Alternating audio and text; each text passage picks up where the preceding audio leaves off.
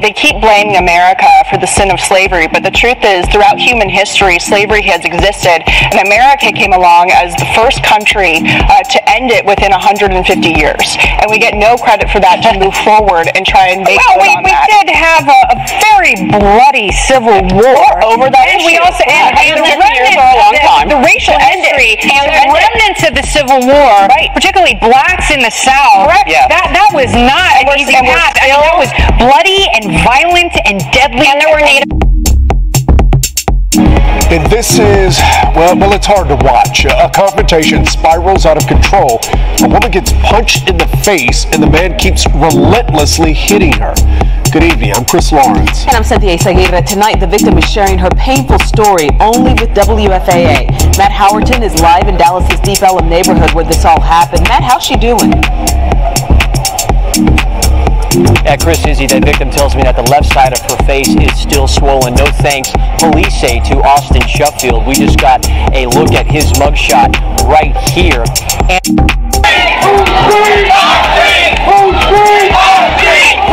Injustice is all of our responsibility.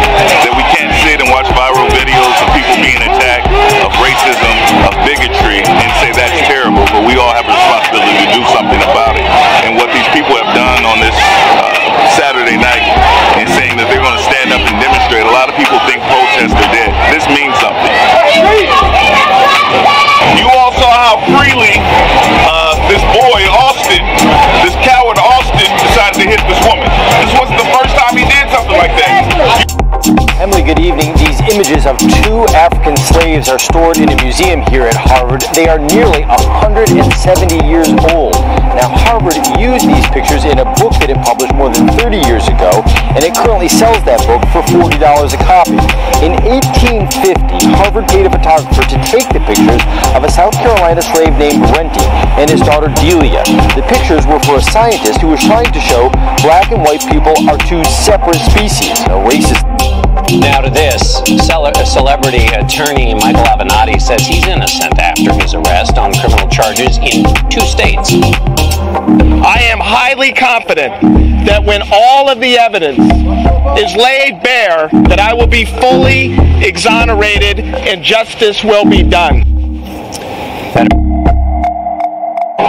First of all, there's been a number of misstatements and outright falsehoods made by Mr. Steve Greenberg. It appears to be amateur hour here in Cook County. First of all, Mr. Greenberg's personal attacks on me and my clients, he's called all of the women victims liars, are outrageous and completely unprofessional. Mr. Greenberg also seems to not recognize what double jeopardy really is. None of the counts that have been alleged against Mr. Kelly involve double jeopardy. He also falsely suggested in court this morning, as he did last night and previously, that the videotape that we provided is the same videotape depicting the same criminal acts at issue in the 2008 trial. That is an outright lie. Mr. Greenberg knows that the tape at issue does not involve the same acts at issue in the 2008 trial. As I referenced yesterday, that tape, which we provided earlier this month, includes 2 scenes shot on 2 separate days at Mr. Kelly's home. It does not include the same footage at issue in the 2008 trial. We want to take a few moments on this very busy day in Washington to focus on some new comments made by Congressman Steve King, comments which traffic yet again in racist stereotypes and are simply not true. As you know, there's been a disaster in the Midwest. Entire towns have been flooded and lives have been lost. Iowa Congressman Steve King, whose recent defense of white nationalism drew condemnation in the form of a disapproval resolution from all but one of his fellow House members, held a town hall in his district yesterday.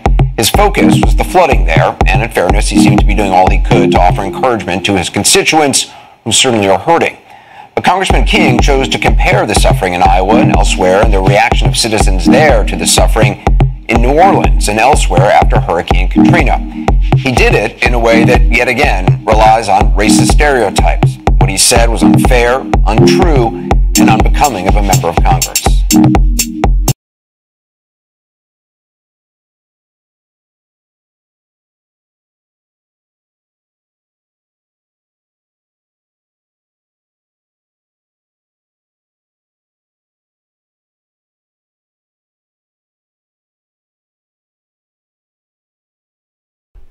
There you go.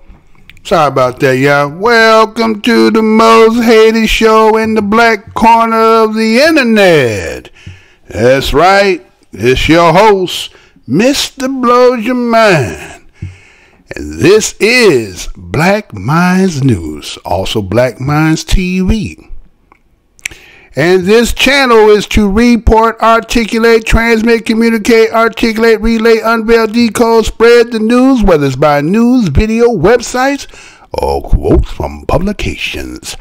As I articulate these information, I ask that the Creator of the universe be here in heart, soul, mind, and spirit. Because why? The truth don't need no partner. As a descendant of the greatest people, what we call ADOS, BADOS, and DOS, who created the greatest land on the planet Earth, we give honor to our ancestors. And you know what my motto is? I'm never going to tell you what I heard. I'm only going to tell you what I know. Y'all thought Mr. Blows Your Mind was gone. No, I keep telling you, this is the most hated show in the black corner of the internet. And so the unforeseen things that you cannot see that Mr. Blows Your Mind had to deal with, you don't get to deal with that. Only I do. But first and foremost, before I get into all that, first and foremost, I want to say those who are returning, who again come back to watch the content, you the only ones that give me my little 100 views in the whole entire interview, which is my subscribers. Welcome, fam. Welcome back. I told you last time I want to try to take no time off, but again, they was listening. They seen that the content, as you can see, I've been putting some more additives to this production, trying to give it the best performance I can give you. And production there is out here in the black corner of the internet. And I want to first and foremost thank you as my subscribers and fam. Welcome back and thank you. Passerbyers, those who just happen to come by, what's that about? Let me click on that. That's you, right? Welcome to the Black Minds News. I'm your host, Mr. Blows Your Mind, and as here, we always have a grand opening for when you have passerbyers. What I mean by that, like I go to your nearest grocery store when there's a grand opening, you go in there, shop and go down the aisle, see if you like something you die, which would be my library. Go down the aisle, see something you like, go down there, and then maybe hit the click button, which is a like button. And if you hit a dislike button, well, what I can do is have a manager or supervisor come out to you. They can have a little conversation, spit a little something to you. And then what we can do is maybe we can get you to come on a repeat, like a discount, or give you an IOU. You come back over, and then maybe find something next time and might hit that like, and maybe you might just subscribe. Agents? Well, anyway. So again, like I said, as I was telling you, I was like trying to have shows. As you see, the date on it was the 26th. And I mean, there's a lot been going on. Been almost a week again. So again, like I said, the unforeseen things behind the scene that will be just constantly nicking, picking, and surveilling. I mean, if I told you, you wouldn't believe it. But anyway, the show must go on until there is no show to do. You understand what I'm saying? And so, it's taking a lot, man. It's taking a whole lot. Again, you would think that by those who see the numbers, right? You'll go down and you'll see that there's only so many numbers. You're like, man, ain't nobody watching this cat, man. You got 2,900 and, almost 40 subscribers, right? But one time I was at almost 3,000. They made sure for me never to get past 3,000. They wanted to seem as if like no one is actually paying attention. I mean, it's unbeknownst to have 2,900 and you can't even get past 100. In the background, I have been doing things when they try to get resolved, right? I got somebody to do something, and all of a sudden they just froze up. But again, agents, listen to this. Everything's been documented. You understand? Every conversation, everything has been. So again, when the time comes, right? So anyway, so that's what it is it takes for me to do what I do to do a show. Again, obviously, this must be a reason why they do what they do, because again, this show here tries to give you, as the participants and avid watchers of the show, I try to give you the most latest relevant news that has to do with we as black people, and to give it to you in a black commentary way, right? And so that it's more relatable for those who can relate to how I'm coming. So again, let's get into the show. You know what I'm saying? Like I said, so much been going on. And again, I want to apologize for my absentee. But you know how it is, y'all. Again, like I said, this is the most hated show in the black corner of the internet. And there's a reason for that. But, eventually, people will figure it out. So, so a lot of things have happened since I've been gone, right? And so, well, I had to do a backtrack, right? Because so much has gone past, right? A lot of stuff has gone past. And so I had to go back because, again, even though I wasn't able to actually do shows, I sat back and I'm also, have shows that I sit and I watch people, you know what I'm saying? If you got a show and, some content and things, or I like, I watch a show, right? And I see a lot of things, and then I'm observant as to what people are actually putting out here. And I say, well, why ain't nobody touching that? Why ain't nobody elaborating on stuff like that? So again, as me having my own platform and own show, well, that's what I'll do. Again, where the story is, we go, right? You know what I'm saying? Again, it's not about putting nobody on Front Street. It's to keep my people and myself. Because again, if I'm informing myself, then if you, as a watcher of the show, then I will inform you and give it to the way I will dissertate the information to you, and you can take it, research it even further. You have your own show. You may elaborate even more or better. You know what I'm saying? So again, share each one, teach one, right? That's how we do as a community of ADOS, BADOS, and ADOS. So I seen this one here, where this, this was, I guess it was hot at the time, maybe. I seen it, but they got rid of it real quick. It was hard for me to even get the footage, and I had to, I got the footage the way I got it. And so it was a news story where it was talking about, again, the hot topic out here right now is reparations, right? It's really stirring up the country, like kind of stirring up the pot, trying to make things, so all the sediments and all the ingredients get involved in it, right? So they can have a good taste. But it seemed like, people are putting other stuff, said too many chefs in the kitchen spoils the soup, right? So, people, again, with the fragility of mind, are trying to be very deflective as to the topic of reparations. And you have to say, if one instance they have recognition about what transpired, again, and being American in this country, and depending on, it doesn't matter really what side you own, there is a known history of those people in this disposition and those people in the other position who are, the gaining of wealth, right? The largest, why there's a racial, or not a racial, but a wealth gap in this country is due to the simple fact of that history. And so now that those who were the foundation to building your wealth and the descendants of that are now coming back to ask, I don't even know if they're really asking. I don't think we're not asking. We're demanding for repayment. You understand? You already done did the work. You understand? The work did the job. Right? Get that first 2 weeks, right? But they remember that old school for those been around. Maybe they still do it. You know what I'm saying? They hold that first check. You know what I'm saying? That first week, like, why you get the whole song? I mean, think about that, and you never ever get that money. Think about it, you never get that money, right? That's like you work for free for a week, right?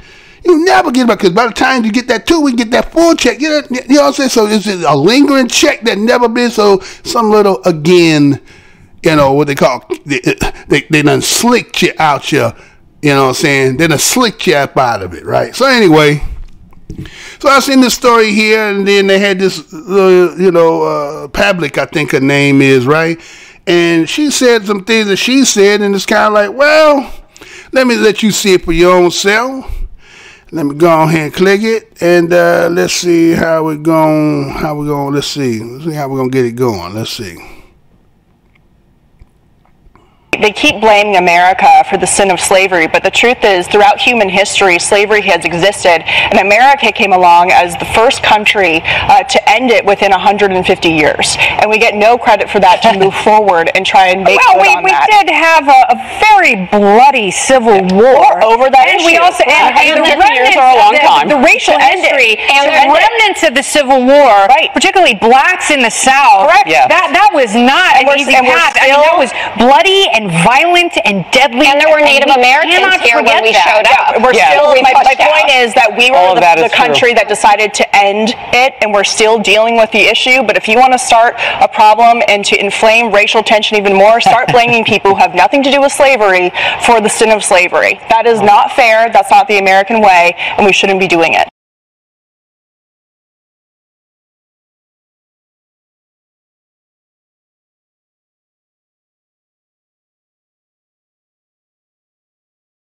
Let's see. All right, there we go. Right. All right. So I apologize for that again. You know, again, is the reason why it's kind of like a little difference here, but I won't put that in the air just for them to know. So, what you see there, you got, I think her name is Katie Pavilch. I think that's what her name is, right?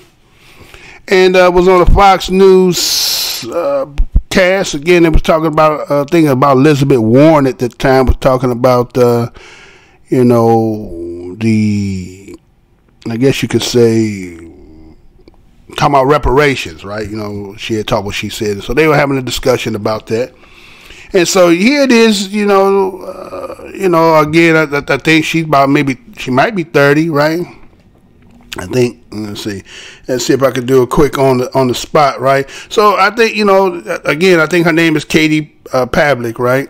And again, she's probably a so-called Fox News, you know, commentator, right? You know, I guess I could be considered a commentator too. I don't. Do you need really, you know, all the credentials that if you know stuff and you know how to articulate it? I mean, everybody pretty much on the conversation commentating, right? So, you know, so that's what you got to kind of look at some of these people that sometimes that they say things that they say, be like, you know, y'all be talking at the side of your neck, right? So what we see is that she's a 30-year-old, born July 10, 1988, from Arizona. And she's married, right? Been married since 2017, right? Let's see, she's an American, right? They call her a journalist, blogger, politician, a political commentator, and author, right? All right, so here's somebody who's born in 1988, right? And, you know, you new to the game, right? 30 years old, you know what I'm saying? You just starting to hit that ceiling as a woman to get out the game where, you know, you can't compete with the 18-year-old. You coming in the elder side of the game today, but that wouldn't prohibit other, you know, grown folks not to holler at you, though. For those who like, you know, you like that other white meat, or that other meat, rather, right? So anyway, so here's a little 30-year-old, feel like, again, she knows as to what done transpired, and she's trying to advocate. Again, her patriotism makes her to speak, and her whiteness makes her wants to speak, right?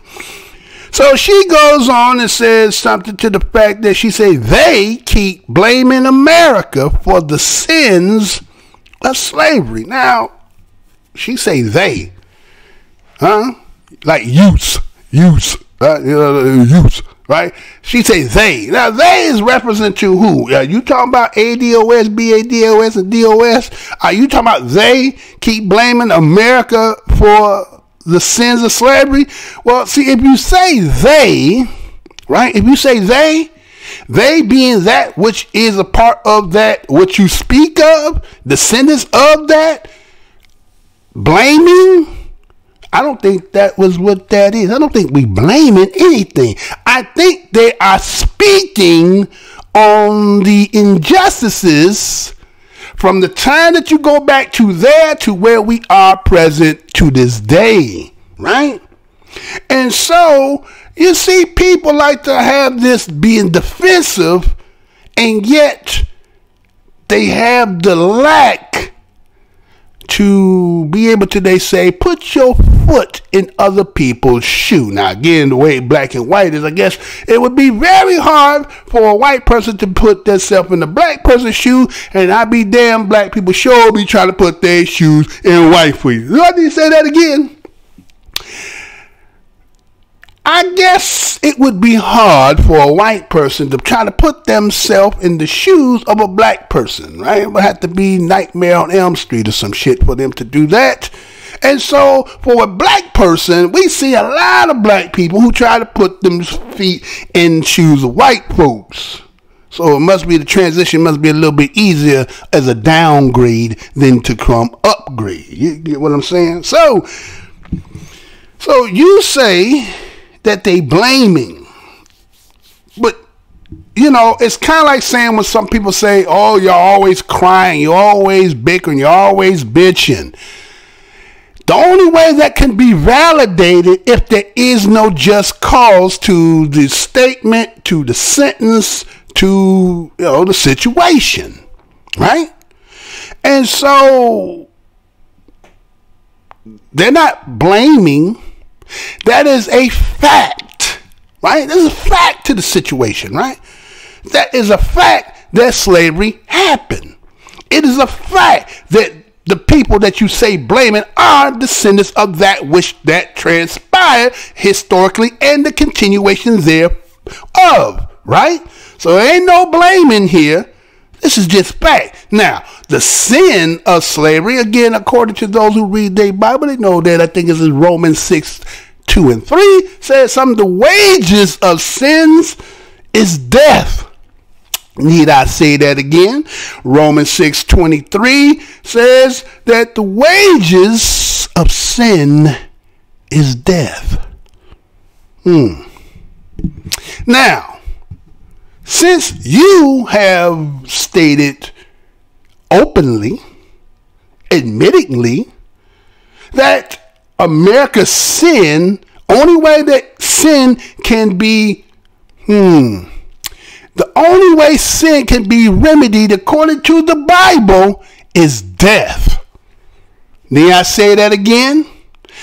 According to Romans 6:2-3, that the wages of sin is death. And you said that America's sin, then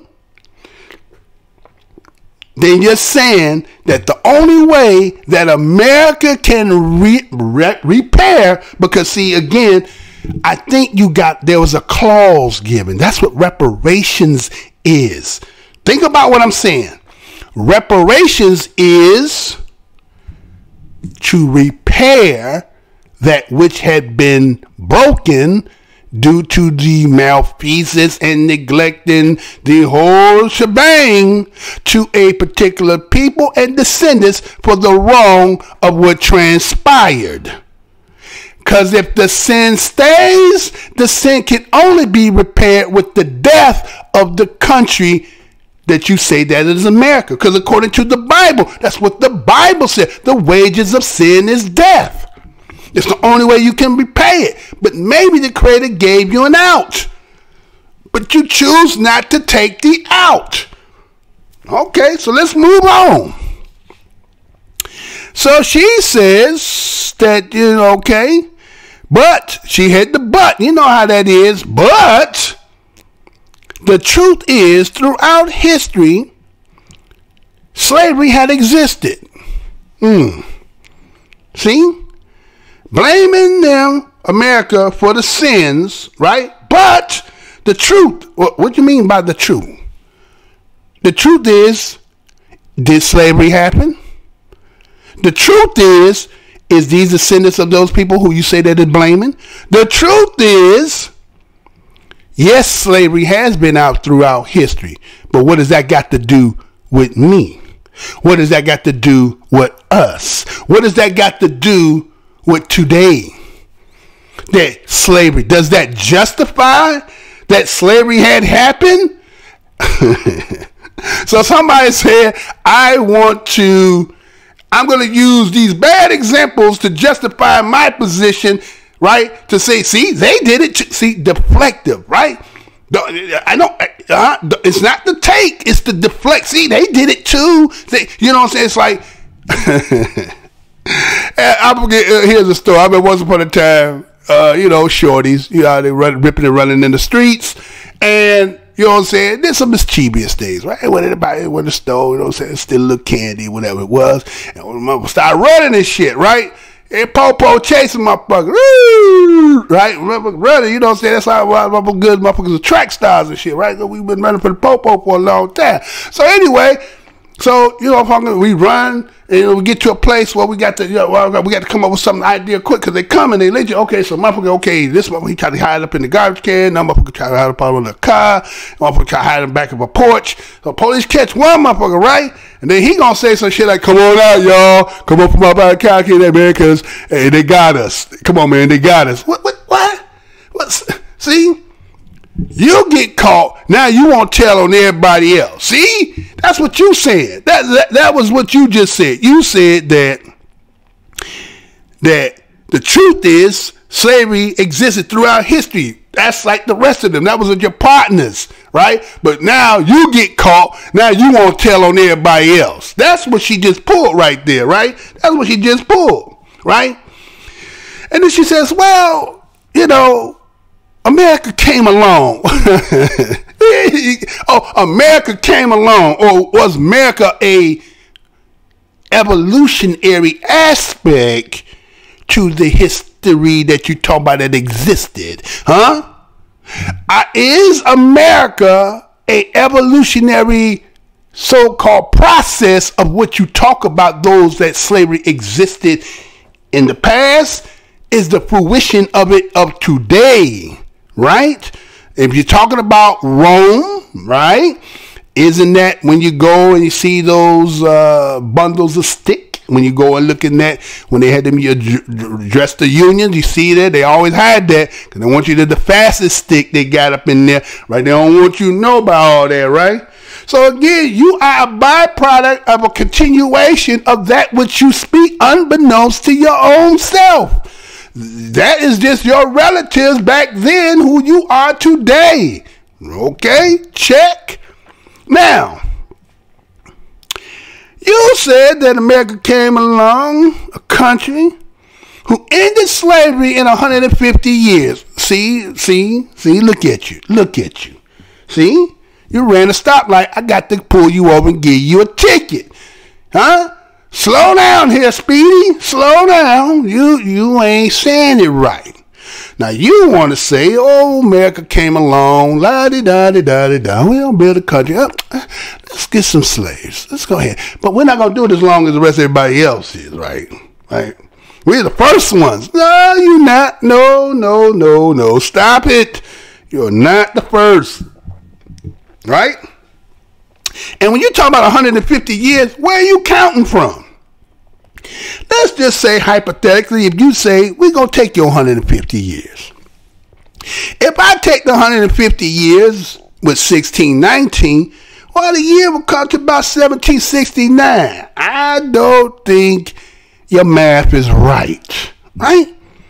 Your math is right. Your math is still short by 96 years. Right? Your math is still math. So 1619 to about 1865, let's see, well, we're going to say, what about so we're going to say about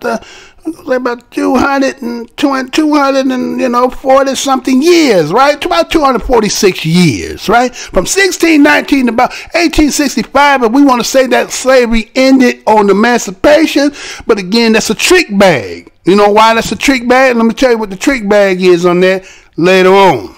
I'm telling you, there's a trick bag in there, and a lot of people act like they don't get that part, right? So here you is trying to make the insinuation that slavery, even though it happened, we're not as bad as those in the past, and we're not even getting credit that we only did it for 150 years. See, naivete. You're young. See, you're young. You're either young or you think you spitting the people and they can't read it between the lines. I know everybody know that black people, we ain't that smart. You know, we just not that smart. But even not that smart. So let me give you something, young one. Now, 1619 to 1865, right? But you got basically 1863 to 1877, they called that the Reconstruction era, right? How many years is that? About 14 years. As a matter of fact, I think it's 13 years, 3 months, 3 weeks, and 2 days. That's exactly what it was. So we're going to round that up to 14 years, right? So that's a continuation. That didn't stop in 1865. It continued in 1877. Then you got, after that, you got Jim Crow. And Jim Crow gonna take you from the 1877 all the way to the present date. Huh? To the present date. Now some people say, oh, it's starting about 63. Yeah, man. All that combined with everything that we just said, Reconstruction, Jim Crow, and slavery, is still prevalent to this day. Right? And the trick is this. Before I get to say, but so I won't get into it. I said it afterward. And to get no credit. Huh? What credit do you supposed to get? So you mean to tell me in your rights, I can't even say if that's even right. I don't know what kind of mind most of you people have in these days. So you mean to tell me a people who you work for hundreds of years and they people didn't prosper nor gain nor had generational wealth to pass, and that which was produced from that inherit the same debt and inconvenience, and you understand? The whole nine, what you call disenfranchisement, right? For all that period of time, and then when you start going into sharecropping, then you're still getting tricked out and never can pay. You start always still in the, you know what I'm saying? You never can pay up. You got to work again. See, it was a trick bag, right? The whole thing was a trick bag to keep you in that position. Now, since you're so advocate to read history and know about slavery, right? Then you should know that part. So that means that these particular people have not gained anything. Now, again, there's going to be some sprinkles of those. Again, they were a little bit closer to massa, you know, whatever relationship was helping selling out, got manumitted, whatever, all that stuff that happened. You ain't going to have 100%, but you're going to have the majority. The majority going to be bigger than that minority. You understand? So the majority of them didn't get nothing, even when they was giving out Homestead Acts, right? They missed the first one. They gave the first one before they even freed, or so-called being freed, right? 1862, I think they're giving the Homestead Act, but they had to come back again later on in 1866 and do it again. How you going to ask somebody to file for application? Well, one, they couldn't read, right? They ain't supposed to be able to read nor write, so how they going to fill out a damn application? And where they going to get the money for the application fee? So all that shit is a lot of bullshit, right? So we hear the general says, well, we're going to give you 40 acres and a mule, but somehow that did got rescinded. We didn't get done. Okay, so you reneged on all that too, right? You're reneging on everything that these soul things that are supposed to be given. So these people ain't got nothing. They didn't get a damn thing, right? My ancestors, them people, my ancestors, we didn't get nothing, right? So here you want to say you want credit. You know, sometimes when you was in school and you did, you know, when a teacher see you struggling, you're struggling, and want to not give you the F, might give you the D minus, right? Might give you the D minus. Oh, you're barely passing, right? Well, shit, the day with that one we did I did a couple days over a 39, shit, with a 64, 63, shit, you still there and getting a C or damn near. And these days, this day and age, you get a C over there and get a D minus back there. But anyway, so so here you is, you want credit. You want me to give you some credit. Well, you know what the credit is? The credit is that people been patient. That's what it is. People been patient, trying to wait for you to come around and do the right thing. That's the only credit you're going to get. You understand? You can't get no other credit. What credit would you want? Oh, so drop the whole. So you want the Jesse Smollett case. You want us just to drop the case, right?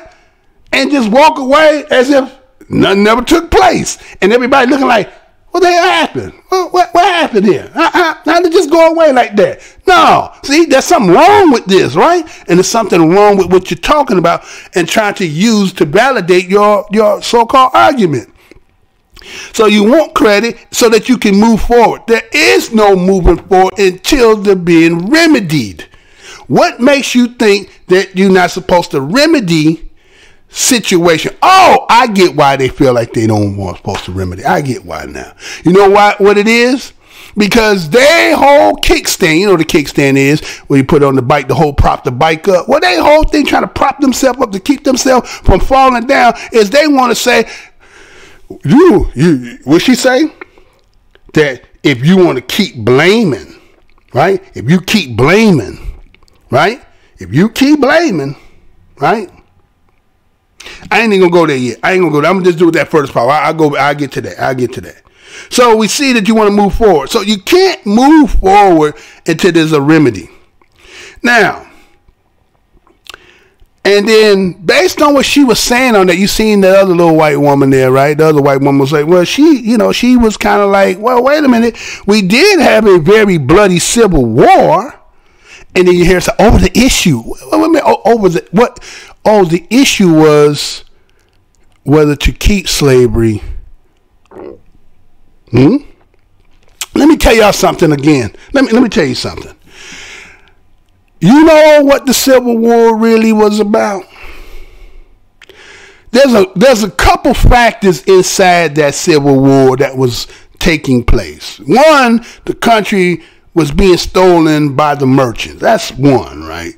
Two is the institution, what they call slavery.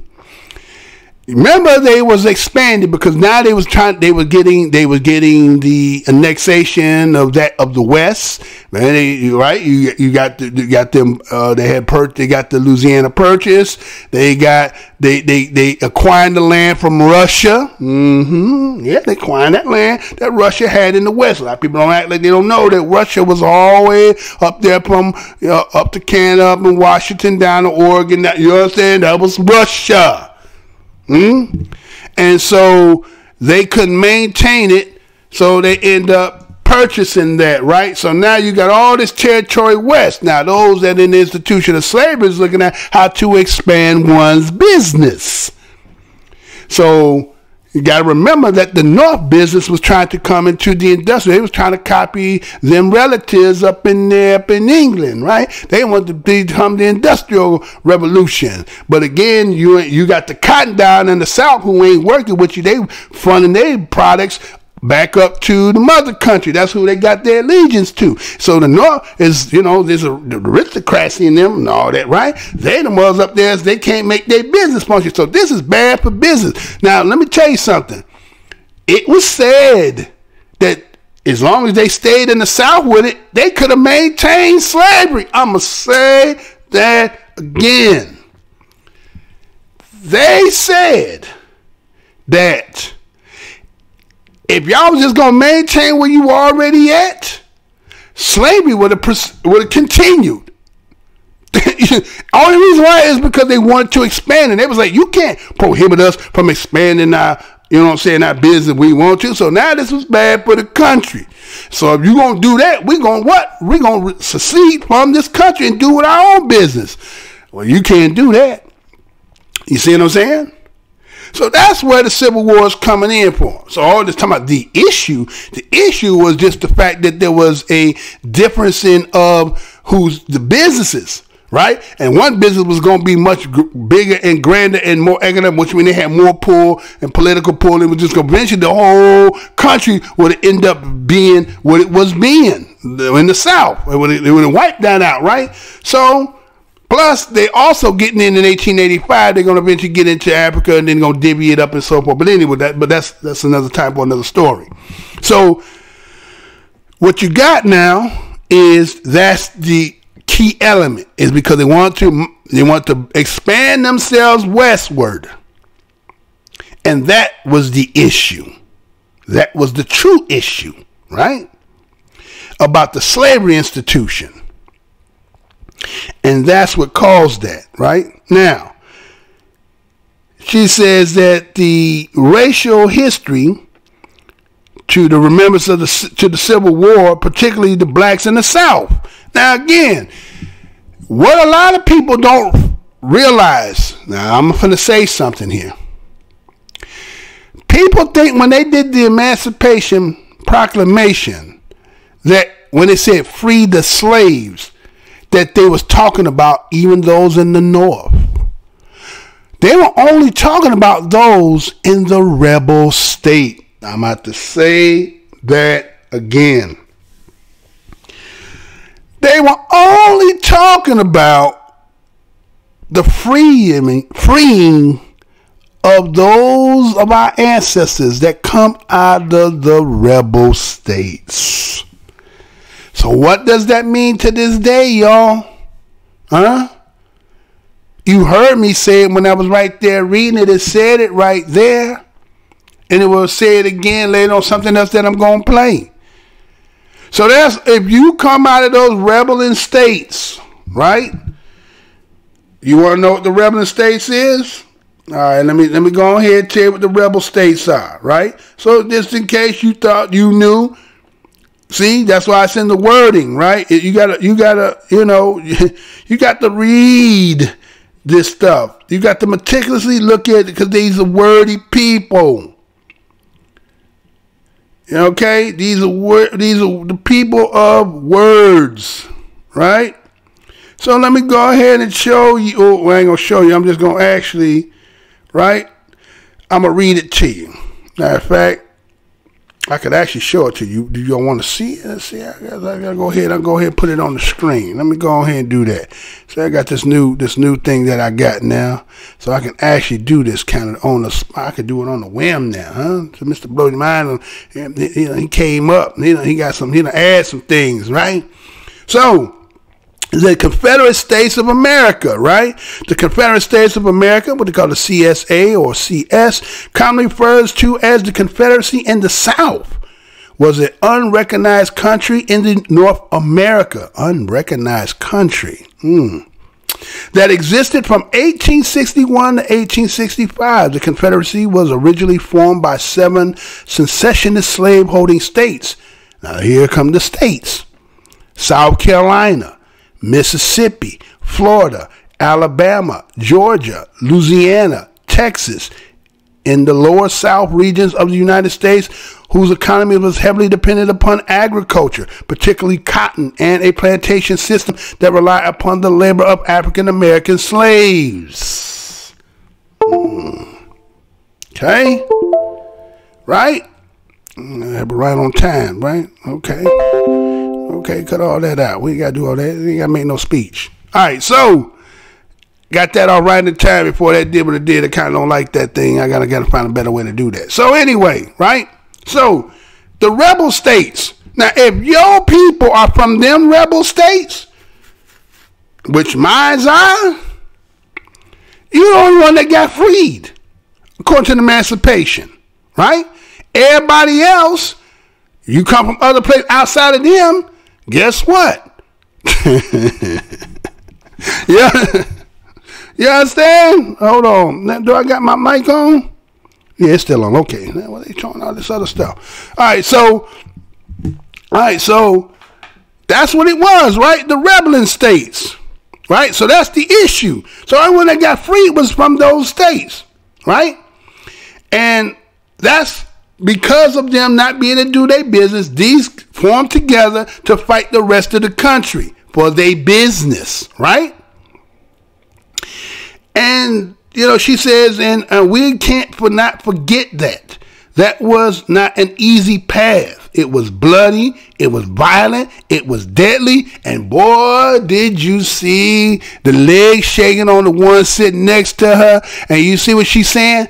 She's showing you, those who are listening, this is what manifests here. But this is here is just the Civil War part to it. See? Because again, Romans 6:23 says the wages of sin is death. So the only way for that to die, the institution for slavery to die, people had to die. The only way for that institution to die was that the death had to be paid. And a lot of white folks died trying to uphold that. Now, I even seen recently on CNN C-SPAN where the brother Darity, or I think Darity was his name, right? He was on C-SPAN and, you know, had to call in. White folks calling in, talking about, well, my ancestor was in the Union Army back at the time fighting for slaves. Do we get something? You see what I'm saying? What is this illogicalness with folks about how they rationale when they look at shit? Did your people toil through the sweat, blood, and tear and being a slave, continuation and not having no rights and fighting for every? How is it that y'all, what is in the sickness of mind of these people? You understand? It don't make sense, your rationale. If you so-called patriotic, as y'all claim, you fought in the war because you were fighting for your country, and whatever they gave you for that, that was your payment for that. You don't get no specialness for that. Is there any specialness when they go fight in these wars when blacks went to Vietnam? Was there any specialness when they came back? Or were they still getting treated like it was the same shit, same old, same old? So all of a sudden you think because you fighting, it wasn't for the cause. It was for the cause of whatever army you was in. The one abolishing it was because, again, they're going to transfer those people to put them in their system. Why everybody, see, you acting as if like we don't get this shit. One, collapse somebody's business because the people that they got would be better for my business than your business. So I'm going to put your ass out of business so that I can take them and make them be part of my business, and then I help my business to thrive. You get what I'm saying? But y'all act like y'all don't get to slow. Everybody act like they just slow as hell, right? Just slow than a motherfucker, right? So she goes on and says how it was bloody, violent, and deadly. And then that one next to her said, and there was Indians here when we showed up. What the? And there was Indians. What does that got to do? Huh? Did you see that look she had in her face? I got that image. I just didn't pull it up. Did you see how she turned and looked at her like, what the? Right? Because they deflective. You don't want to be no kind of responsibility, or you don't want to believe that, you know, the path that black folks have done is so heinous. It's so horrendous to the fact that you should feel guilty when you see the remnant of those people today and know that there's a cause and effect till you say, but I'm going to go to the point she said before I say that, right? Right? And when she said, and there was Indians when we showed up, you see the black woman sit there and say, all that is true. That's all you could say. I don't even know her name. That's all she could say. Funny, right? Then it went back to the Pavilch one, right? She said, we're still dealing with the issue. Right? What's the issue? The issue is the descendants of that which transpired through history have not been remedied. How do you send somebody and the book that y'all gave us that says that about sending out your bondsmen, right? After you done put them. As a matter of fact, why does an indentured servant, right? Why does an indentured servant get a package after he done toil for 7 years? Why does an indentured person get land, a suit, some money, and he leaving with a skill because now he's a master to now produce for himself? So look at the indentured and then look at the slave. And then you say why you feel like you're still dealing with the issue, because the issue has never been resolved. The issue has never been set down and tabulated to come up with what we own. So you feel as if I ignore it, it goes away. So it's still dealing with this issue, but if you want to start a problem, a threat, if you want to start a problem, see, you act as if we can't read your heart. You got to remember who we are. We are the people of that which created this. We are that, and you know this. We can read your heart. Even all the stuff that you want to keep trying to paint us a bit, that's only to play so that you don't see you, right? That's whitewashing it, right? That's all that is whitewashing everything, right? So not to see what it really is, right? So if you want to start a problem, and he said, and to inflame racial tensions even more. Oh, what? If you want to start a problem and to inflame racial tensions even more, so that even more lets you know it never stopped. See? If you say even more means that higher, right? If you say flames, right? Like, somebody barbecue, old school way, barbecuing that they done and cooked all the meat and stuff, and they poured to put the charcoal out, right? They've been gone to get the ashes on it, but underneath under there, it's still got enough flame. It ain't all the way out.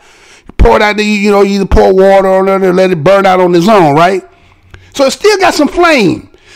So it ain't gone nowhere. So, but you said if you want to make it, you want to reignite it, if you want to put some more wood on the fire, start talking about this.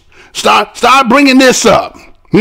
Why would you be angry that a people who've been done wrong, and you see the residuals of the wrongdoing for generation,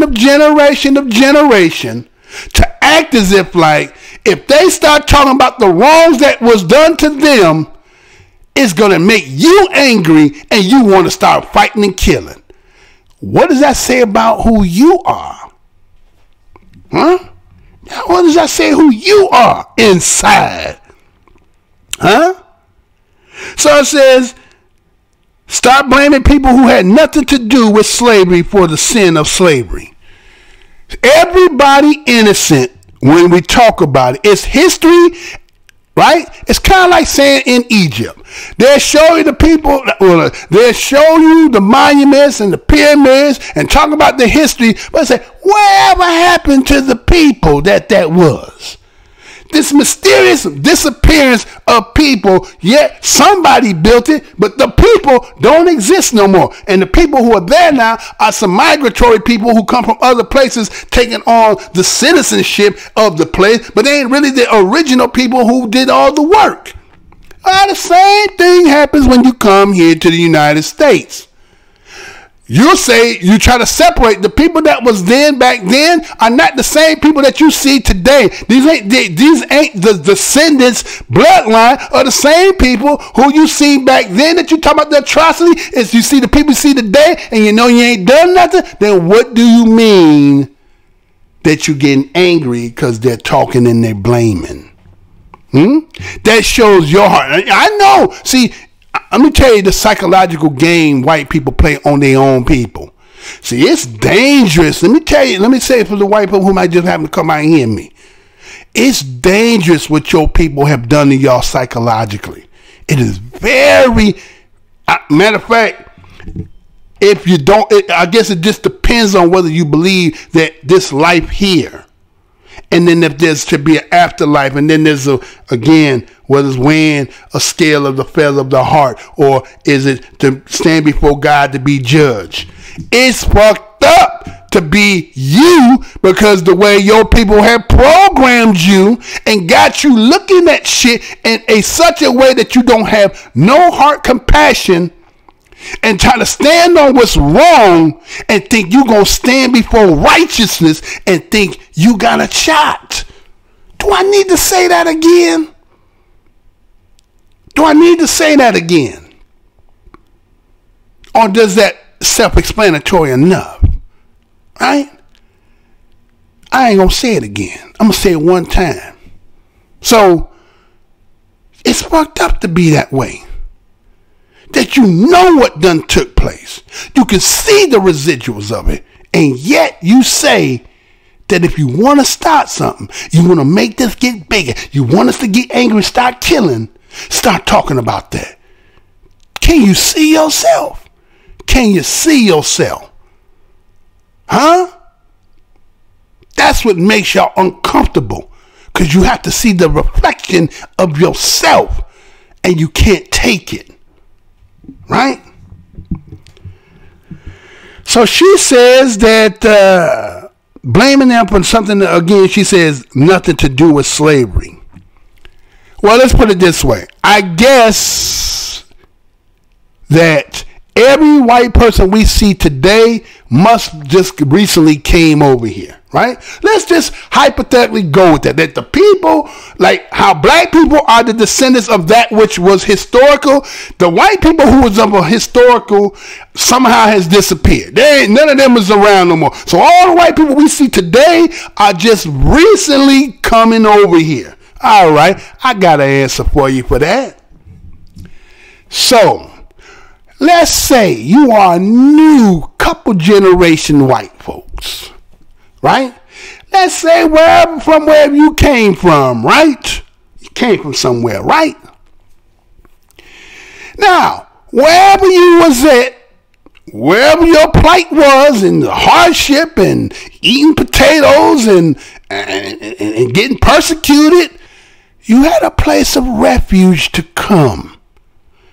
To come from the position you was in, to come and what they claim, give me your tithe, your poor, and your love. Give me, and come for a so-called better life.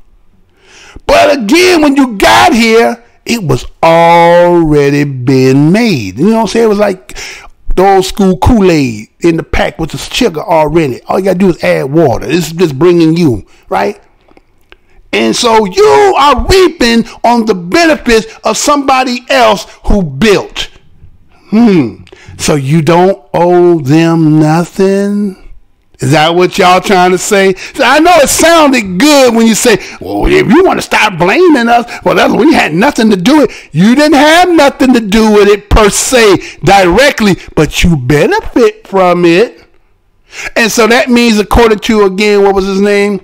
I did the article with the white dude that talked about in politics and how white folks, well, actually what they do is they get together on issues, not because of their agenda for themselves. They may have to do stuff that's going to hinder you so that you can't get it so that they can get it. So let's say if that's what that's I wish I could play the article. I done did it already. I can't think of his name off the top. But I will, if somebody questions me, I will bring it and tell you again on the next show. I will bring it up. So you saying that I'm saying that what he said is that's what y'all do. So you say you didn't have to do with slavery, but you, as you, not say you per se you, but it's as a collective, have made legislations. Because you got to remember this, the people who end up being in those legislative seats come from the populace of the people who are in those states who vote for the individual who's going to take and for, you understand, that's going to represent their people. So that means that the people who were sitting in the seats in Washington were representing the people who sent them. So the legislation that they were putting that put black people in a disproportionate, disenfranchised position, you are guilty. You are guilty. Well, Maury Povich said, you are guilty. Huh? Now again, whether I had to weed out the apple from the oranges, whether you was for that individual that end up going there or not, but collectively, he is just like the rest of you. Right? So you become a guilt by association. Right? Accomplice to the crime. So in your accomplice, you have gained from the privilege of that which have done disenfranchised. So guess what? You do owe. All right, it says that it's not fair. That's not the American way. And we shouldn't be doing it. Don't do it. What's fair? We don't know what fair is. Huh? We don't know what fair is. American way. What do you mean by that? What's the American way? What are you talking about? See? But it sounds good in your ear. But in all truth of the matter is, it's a lot of bull. And that's what y'all keep trying to convince yourself that you're convincing us. And the truth of the matter is, you're only revealing who you really are. That's all it is. You're just revealing who you are. Oh, let's get on to the next one, y'all, because, you know, it's going down. Going down in the DM. Going down? Let me go and do it this way then, huh? Let me go on and do this. And I got a new one for you here, right? Check this out. I want to put a little new stuff here for you. All right, so let me go ahead and let's get it going and get to the next part.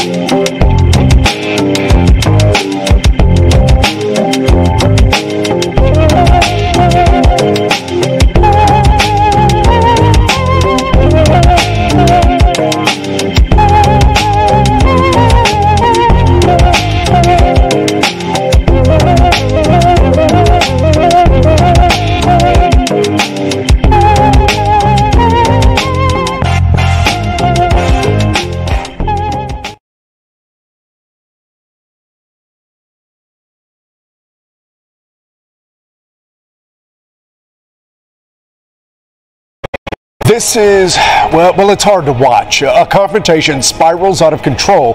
A woman gets punched in the face, and the man keeps relentlessly hitting her. Good evening. I'm Chris Lawrence. And I'm Cynthia Isaguirre. Tonight, the victim is sharing her painful story only with WFAA. Matt Howerton is live in Dallas's Deep Ellum neighborhood where this all happened. Matt, how's she doing? Yeah, Chris, Izzy, that victim tells me that the left side of her face is still swollen. No thanks, police say, to Austin Shuffield. We just got a look at his mugshot right here. And back to that victim, though, she told us tonight exclusively that her wounds will heal, but it will take her some time to get over what happened in this parking lot behind me last night. Watching it myself, like, yes, that makes me cry. Like, this man is like literally like hitting me. All I could do was ball up. LaDeja Lee has been through an emotional 24 hours. She's the woman being punched multiple times in this video. It is footage that's taken Dallas by storm. In reality, like, that recording really helped me out. Because when the police came, it would have been my word against his. Lee was in Deep Ellum Wednesday night, and around 4 a.m., she got into an argument with bartender Austin Shuffield. Shuffield told police that Lee was driving the wrong way on a one-way street and kept him from leaving a parking lot. Lee says she made a mistake and was just dropping off a friend to get a place to stay. I know I'm on a one-way street, but I'm stopping literally right here at the corner just to let her out. But when Lee finally parks, witness video shows Shuffield confronting her, and here you see him pull out a gun. I was scared. I was like, you got a gun? Like, the first thing that I could think of was to call the police. And when Lee starts to dial, you see Shuffield knock away her phone. She retaliates, and then Shuffield starts to punch her as many as 5 times. He charged me. He just kept going, like, and I was just like saying, okay, like, as he hitting me, okay. Police showed up, watched the video, and charged Shuffield with public intoxication, assault, and interfering with an emergency call. Lee says it was the worst night of her life, one she's still trying to make sense of. It didn't even have to go that far. Why you put your hands on me like that? You literally sat there and beat me like I was a man. And that video is hard to watch. We mentioned earlier that Shuffield is a bartender. His bar that he works for is not far from the spot of the attack behind me here in this parking lot. But tonight we talked to the owner of that bar. He said that Shuffield was fired today. Live tonight in Dallas, I'm Matt Howerton.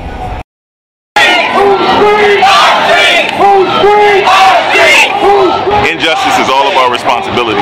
That we can't sit and watch viral videos of people being attacked, of racism, of bigotry, and say that's terrible, but we all have a responsibility to do something about it. And what these people have done on this Saturday night in saying that they're going to stand up and demonstrate, a lot of people think protests are dead. This means something. You all saw how freely this boy, Austin, this coward Austin, decided to hit this woman. This wasn't the first time he did something like that. You don't wake up and just do something like that as an adult. And so they had a responsibility to protect our community from this kind of person. They failed. And as a result, we're shutting them down. We don't get it! Shut it down! We don't get it! Shut it down! We don't get it! Shut it down! We don't get it! Shut it down!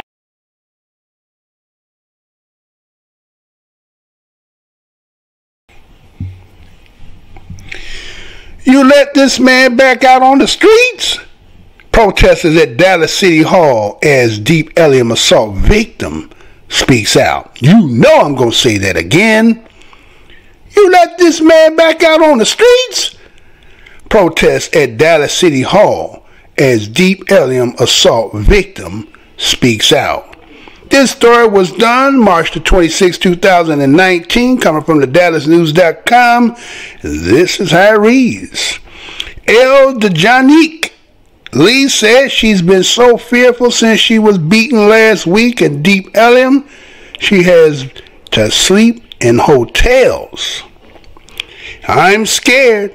I don't know who was following me, who was behind me, who was watching me, Lee said. My body still hurts. Everything still hurts. Lee spoke out Monday as outrage continued to swell over the brutal attack captured on a viral video. She says she's still recovering. Her black eye has faded in the days since the attack, but after 3 trips to the emergency room, she said a doctor recommends she see a facial surgeon and neurological specialist to continue treatment for concussion and swollen jaw.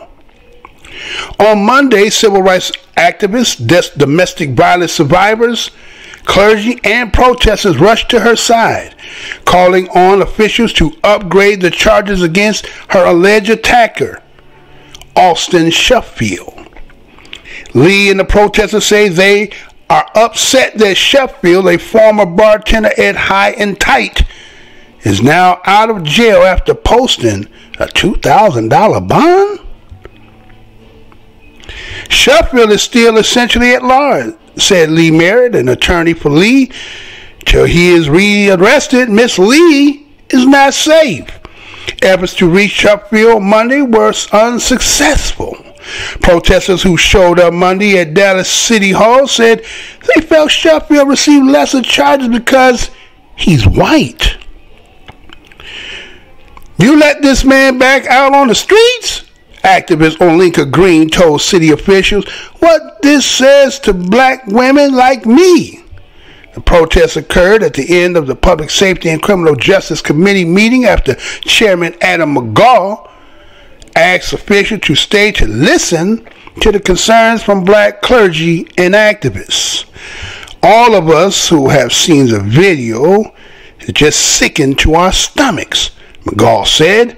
Under no circumstance is there ever a reason to hit a woman. According to police records, the March 21st assault occurred after Shuffield and Lee got into a dispute in the parking lot in the 2800 block of Elm Street near Crowder Street. The argument turned physical when Shuffield reportedly slapped the woman's phone out of her hand as she tried to call 911. Shuffield told a police officer that he was acting in self-defense after the woman started hitting him, the arrest warrant states. The video shows Lee pushed Shuffield, who then retaliated with a series of punches to her face. Shuffield, 30, has been charged with 2 Class A misdemeanors for assault, causing bodily injury, and interfered with an emergency call.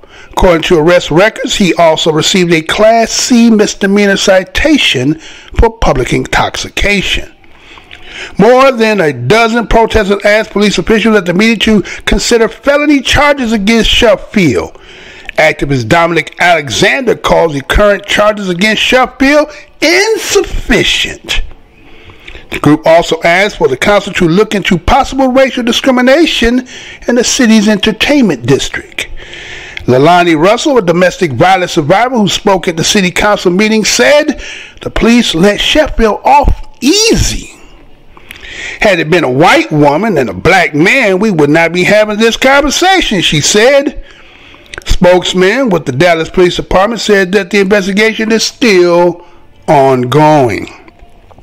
Merritt lauded the protest, saying they prove how the Dallas community values black women. He said the protesters were saying, your life matters. What happened to you matters. A group of faith leaders will host another news conference about the case Tuesday. Mayor Mike Rawlins, who sat on the Monday's meeting, said in a statement on his personal Facebook page, the assault was not acceptable under any circumstances. Rawlins' page said the mayor hopes the role race played in this assault by a white man on a black woman must also be investigated. The mayor said he was confident in Police Chief U. Rainey Hall and District Attorney John Karupsa's ability to conduct a thorough investigation and to pursue the maximum charges justified under the law. Mayor said Lee was the victim of a hate crime, alleging Shuffield called her a racial slur and accused her of using cocaine. The attorney said he intended to file a civil lawsuit against Shuffield and High and Tight Barbershop, alleging that Shuffield's history of violent and racial social media posts should have prevented the bar from hiring him. High and Tight should also be held liable if Shuffield had been drinking while working that night, Mayor said, but the bar's owner, Braxton Martin, said Shuffield was not working that night.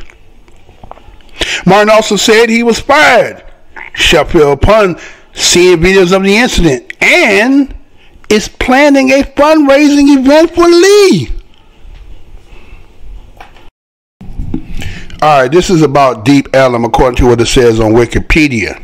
It says in the early days, right? It says Deep Ellum developed after the Civil War as a residential and commercial neighborhood by freedmen of the east side of the downtown Dallas.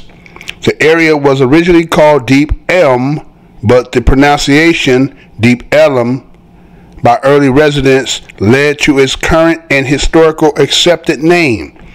Because of its proximity to the Houston and Texas Central Railroad, the area was also referred to as Central Track. As one of Dallas' first commercial districts for African Americans and European immigrants, Deep Ellum is one of the most historical significant neighborhoods in the city. The district boasts the city's largest collection of commercial storefronts from the early 20th century and includes many individual structures significant in their own rights. The freedman, for those who didn't know, freedman or freed woman is a former slave who has been released from slavery. Usually by legal means. Historically, slaves were freed either by manumission, granted freedom by their owners, or emancipation, granted freedom as part of a larger group. A fugitive slave is one who escaped slavery by fleeing.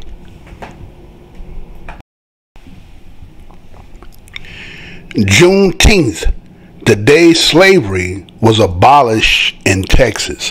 You know I'm going to say that again. Juneteenth, the day slavery was abolished in Texas. This story was done back in June 16, 2016, coming from the Texas General Land Office. And this is how it reads. June 19, 1865 marked a pivotal moment in Texas history. On that day, nearly a month and a half after the end of the Civil War, slavery was abolished statewide, signaling the end of a century-old institution of dehumanization and abuse. Celebrated today as Juneteenth or Emancipation Day, the holiday is an occasion to reflect upon a somber chapter of American history and to commemorate the liberation of enslaved people across the state of Texas. Progress towards the abolition of slavery was advanced when President Lincoln delivered the Emancipation Proclamation on September 22, 1862. This executive order declared that all people enslaved in certain areas of the rebelling Confederate States of America were free as of January 1, 1863. It did not apply universally to all those enslaved. However, Texas was not under Union occupation and therefore was not affected. More than 2.5 years passed between Lincoln's proclamation and the formal end of slavery in Texas. The process of ending slavery in Texas began when Union General Gordon Granger was given command of the Department of Texas on June 10, 1865. 9 days later, he arrived in Galveston and issued General Order No. 3, declaring that all slaves are free, and that the relationship between master and slave would from then on only be considered as that between employer and hired labor. Such a monumental change could not be effected immediately. It was a slow process that saw Granger traveling throughout Texas for 6 weeks, helping word spread from plantation to plantation that all slaves in Texas were free. By the end of the summer of 1865, slavery was fully abolished in Texas. A record of slavery in Texas can be found in the archives of Texas General Land Office. Although technically illegal, many families immigrating to Mexican Texas brought along their slaves in varying numbers. Stephen F. Austin, ever meticulous in recording data for his colonies, documented slaves in his 1826 Parte de la Corona de Austin, the census taken 2 years after the founding of San Felipe, noted that out of the 1,800 almas or souls present in the colony, 443 were slaves. In his register of families, Austin classified slaves as dependentes or dependents. In both cases, no further demographic information was given. By the time General Granger's Order No. 3 officially abolished slavery in Texas, it was estimated that 250,000 enslaved people lived and labored in the state. The day that marked their freedom from slavery is without a doubt an important monument or moment in Texas history. From 1865 to today, the recognition of Juneteenth increased from a symbolic celebration to a state-recognized holiday observed throughout the United States. R.J. Evans, an African-American state representative who was born a slave, worked for years in legislation to advance the causes of black Texans. In 1879, he sought to expand the celebration of the anniversary of June 19, 1865, by introducing legislation marking the date.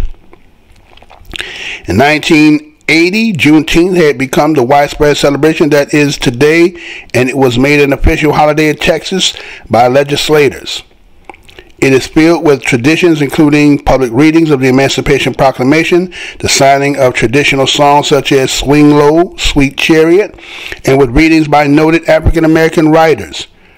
Celebration ranged from parades and rodeos to historical reenactments and Miss Juneteenth pageants.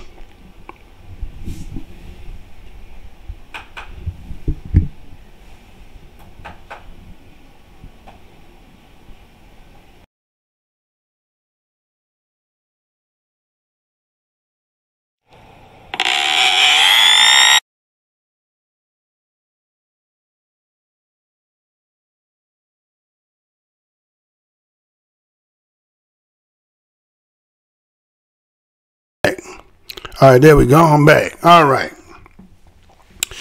All right, y'all. So, gonna start off here, right? We got, okay, kind of happened again, you know, that I've been gone for that period of time. So, you know what I got to do, right? I got to get back to it because of some fact that, you know, due to my absentee, a lot of stuff has happened. So we see that the situation in Dallas, Texas had transpired. Well, we see that Miss DeJonique Lee, right, got into an altercation with Austin Shuffield. Seems that the story is talking about where Miss Lee was taking a friend to, looks like it says, a place called a hostel. I don't know if that's supposed to be a hotel, but the hostel, right? A friend needed to have a place to sleep. Now, DeJonique there decided that it must be an emergency. Maybe the place was going to close or whatever. I don't know what happened. But she decided to come up the one way of the street. And by her going, you know, up the one-way street, you had that this Austin Shuffield must have been coming up the right way of the street. And you know how people in the United States is in these cars. You know, people are so frustrated in these cars, it don't take much to just set it off. They already got a short wick. So all they got to do is get somebody to spark it, and it's popping, right? We about to get into it. Just because we're driving a car. You done cut me off in the lane, right? You're driving too slow, right? All kinds of things. You done gave me the bird, right? And so here was this person, this Austin Shuffield, was agitated by what transpired. Now again, sometimes you can be driving and somebody come up the wrong way and then they go and cut in and get up into a parking lot, right?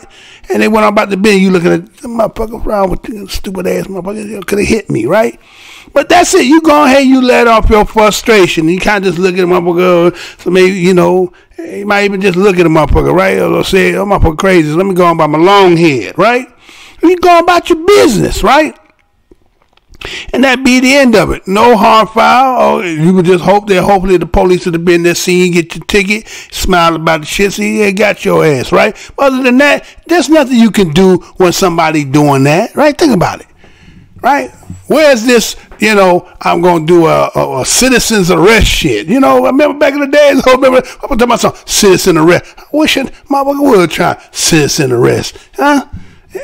But you know, these patriotic people, right? These full red, blue blood, they believe that this is part, they're deputized to do this. So we see that Austin Shuffield, who's a bartender at a place called High and Tight, right, decided that he gonna see that where DeJonique goes up into the parking lot, decided after she parked, he gonna come here and confront her.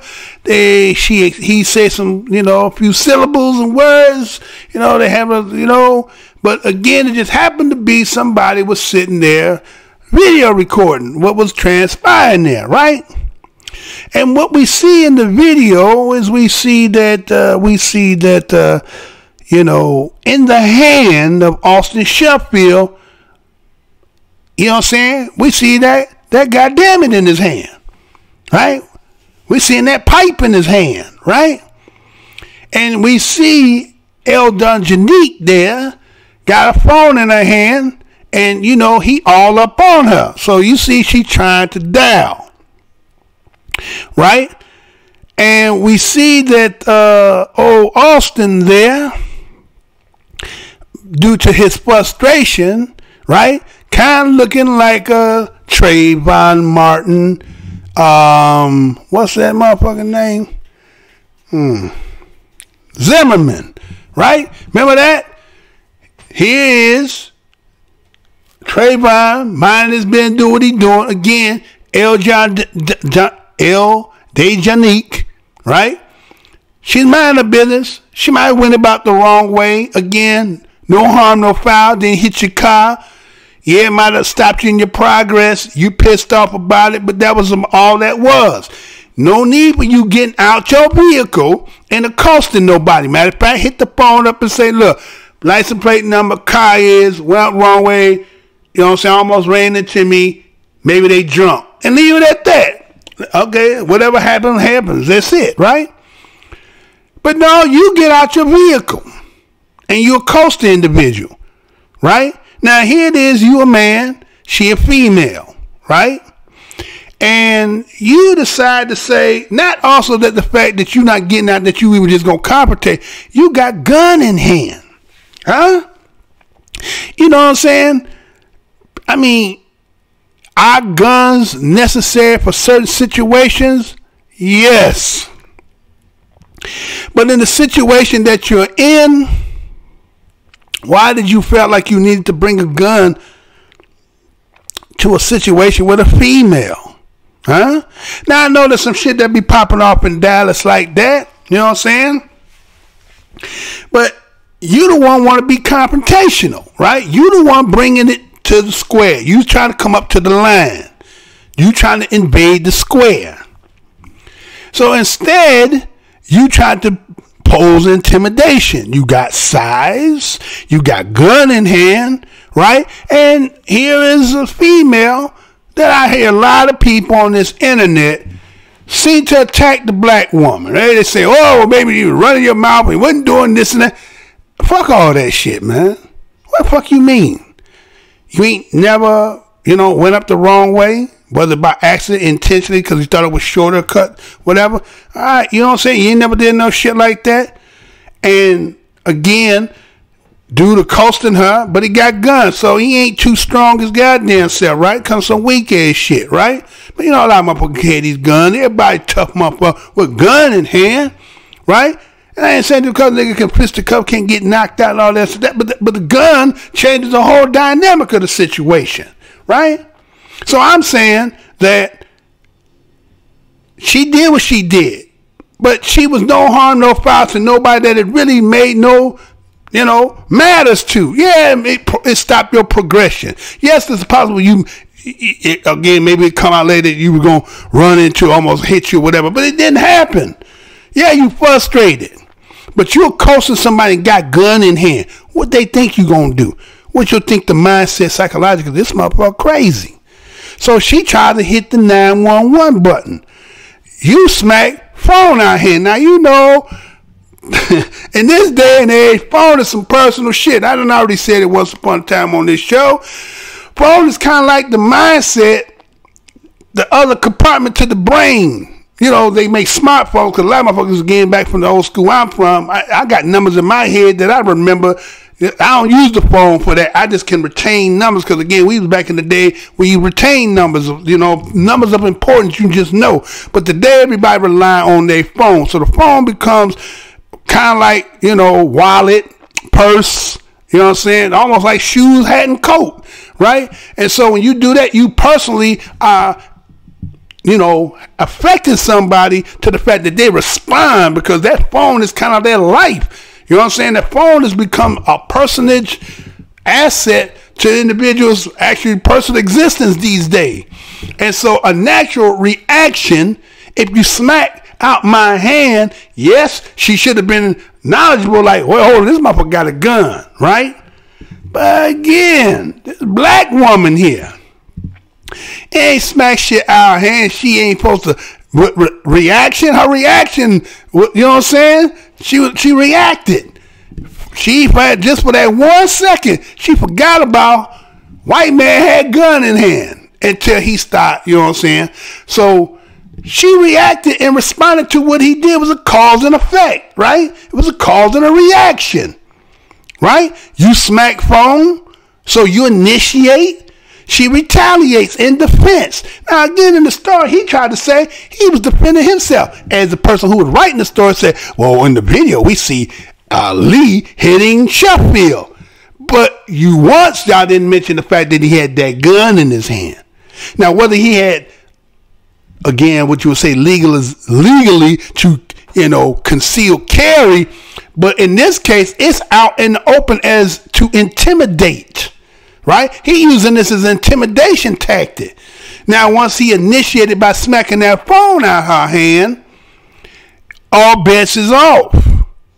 Now, what we see next after that, and she throws the punch, right? She throw the motherfucking punch, doing with a nice little right. They didn't have no real stick to it, but it was just the fact that the shock that it got him. He like, damn, okay. So now his manhood that he supposedly got has been attacked.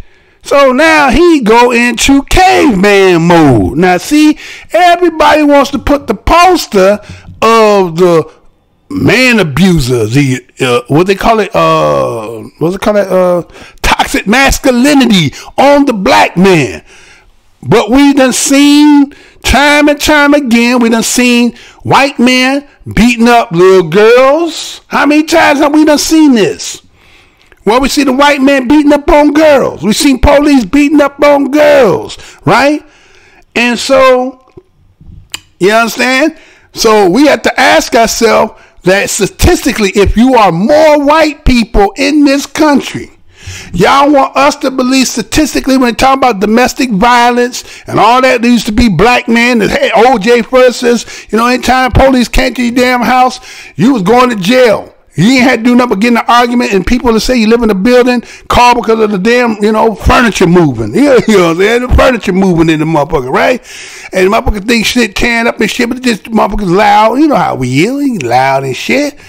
But ain't shit happening.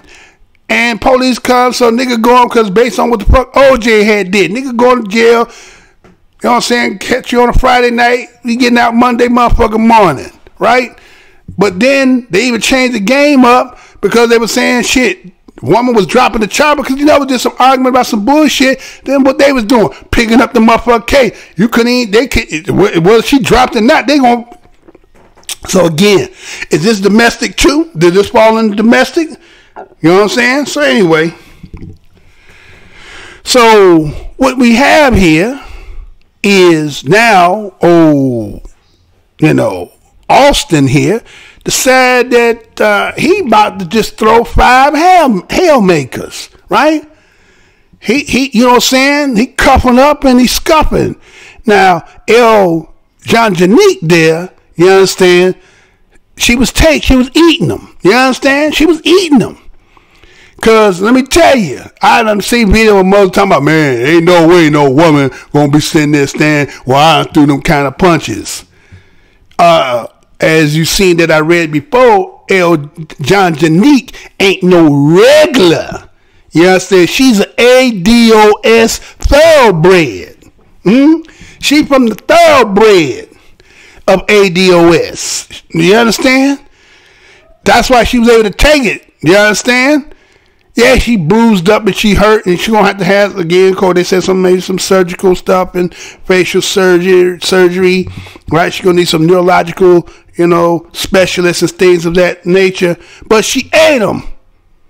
Now let me say this for the record. You see that, y'all?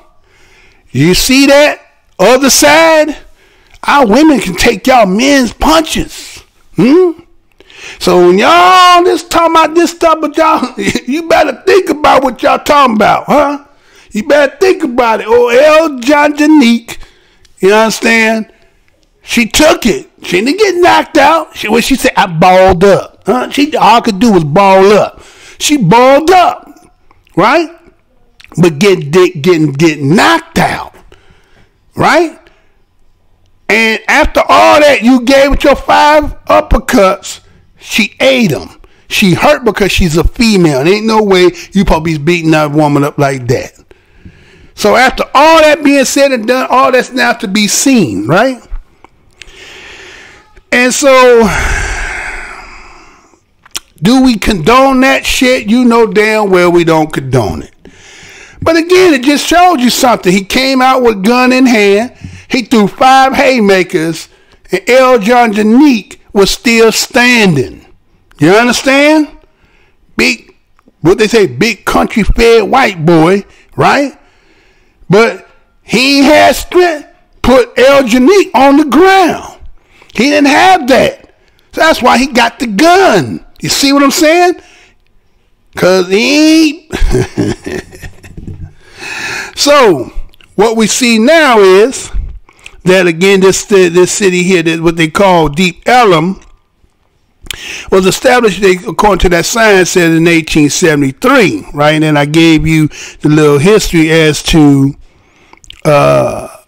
you know, it's actually a district, but it was created by the freedmen after the Civil War. So that was basically built by ADOS based on what had transpired after the so-called, you know, September 22nd, I think it was, what is it, September 22nd, 1862 was the day the proclamation was announced, and I think it took in effect in January 1st of 1863. Excuse me, y'all. 1863. And it didn't go into effect to more places about June, right? At least they talking about, at least in Texas. That's what I showed you with Juneteenth, June 19, 1865, right? So you see that what happened after that had got viral and everybody had seen it. The residents of Deep Ellum came out in support of L. Donjanique Lee. Right? That's what a community's supposed to do. Just wrong in all forms and fashion. Ain't no justification in this. Right? And so you see that they came out, they protesting, they gonna shut it down, right? Well, I don't know if it's just high and tight or just shut down the whole district, right? So we see ADOS took to the streets, right? And you see, again, they gave him a Class C misdemeanor. I'm still waiting for where's the charge about him, you know, brandishing a firearm for a situation that he claimed that he was in self-defense, that he was claiming that he was trying to protect himself. Well, once you got out of the car again, going back to George Zimmerman, if you don't get your ass out the motherfucking car, there's no confrontation. How can somebody claim self-defense when you bringing yourself in a situation that is not merited? You a bartender. You ain't no cop. You ain't security. So whatever your feelings was, everything you did was you initiated it. You have no defense, right? You ain't got no damn defense. And so they let him off easy, that he was only getting a $20,000 D bond and got out for $200. Matter of fact, $2,000 he got out. So he had to have a $20,000 D bond, got out for $2,000. He walking the streets. And they like, and you see how they wrote. That's why I said, now again, I don't do this to be playing. I did that because, again, the people who wrote the article, that's what they be doing. See, it's a connotative language when white folks be doing shit. So you let him out on the streets? That's what they was. That's a meme. That's why I did it that way. Not to make fun of us, but that's just the way how when he always doing, it's connotative language. See, always throwing a motherfucking shot at you because that's all he can do. He mimic you because he love you so much. It's a love-hate situation. He envious of you. He jealous of you. So he had to mark himself to prick you down so in order to make himself look like he's somebody. That's why he can't take, when you take that sun, that mirror and reflected it, is that because he don't like what he see, right? And so, you know, you see that, again, he's supposed to work at the place called High and Tight. But the dude, Braxton Martin, was like, that motherfucker didn't work that night. I don't know what he tried to put out. He just came from work. That motherfucker had been out partying, drinking. So, again, they even gave him intoxication, right? You gave him for intoxication. But, okay, what about the DUI? Because his ass was driving too, right? He was driving a car. You say he interfered with an emergency call by slapping the phone. What about brandishing the gun? I don't hear nothing really as to the fact that about him slugging her like that. I don't hear where is the batteries. I don't hear none of that in the charges. So yeah, they basically let him off doing nothing, right? So yeah, again, isn't it funny that the same attorney there that Lee Merritt is the one that doing the John case that what was his name, with a police officer who going in the wrong place to shoot up, right? It's the same case. So we keep seeing the same two lawyers primarily because the places are happening all the time, Florida and Texas, right? So you see that Lee Merritt talking about that Austin Shuffield, that boy, this coward, right? Well, that the reason why he's saying it because again, you got out the situation to accost the female, but you got gun brandish in hand. Then you initiate by slapping, and then when she retaliate, you cold cocking or not. Okay, maybe your reaction was the first one. I'll give you that one, but it don't justify it. But to come FOMO behind that, right? When you pause it, now if it would just been continuous, like your reaction just boom, boom, boom, boom, boom, boom, boom, then I say, well, that nigga, that nigga, you know, say he got that automatic shit. But if you pausing and setting up, trying to find a spot, and then you coming up with uppercuts, you doing some Brad Bulls, that shit, that video game. Remember when Mike Tyson Punch Out? That's how you had to fight Mike, right? You had to do the punches, you had to wait and shit, and then come with the uppercut and try to catch Mike, hit his head, right? This is what he was doing, some Brad bullshit, right? But anyway, so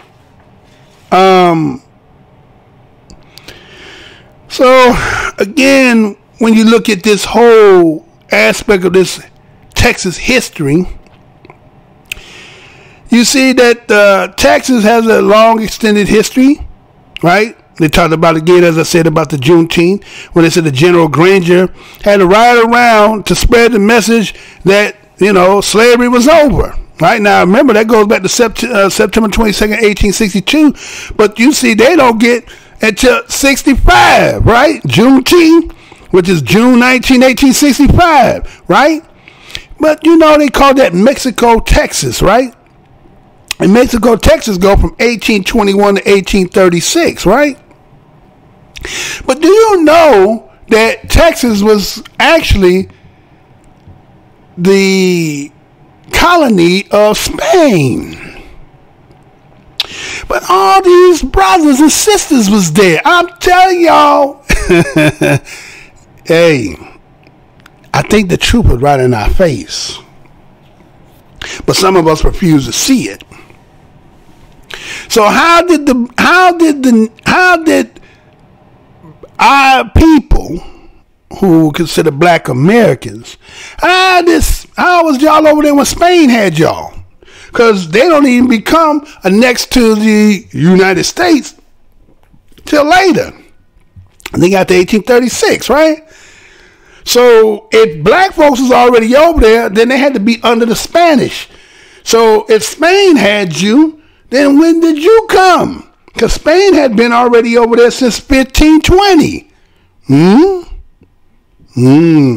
Think about that. So, you know, from, you know, Moors will tell you about the history, right? And black conquistadors and all, right?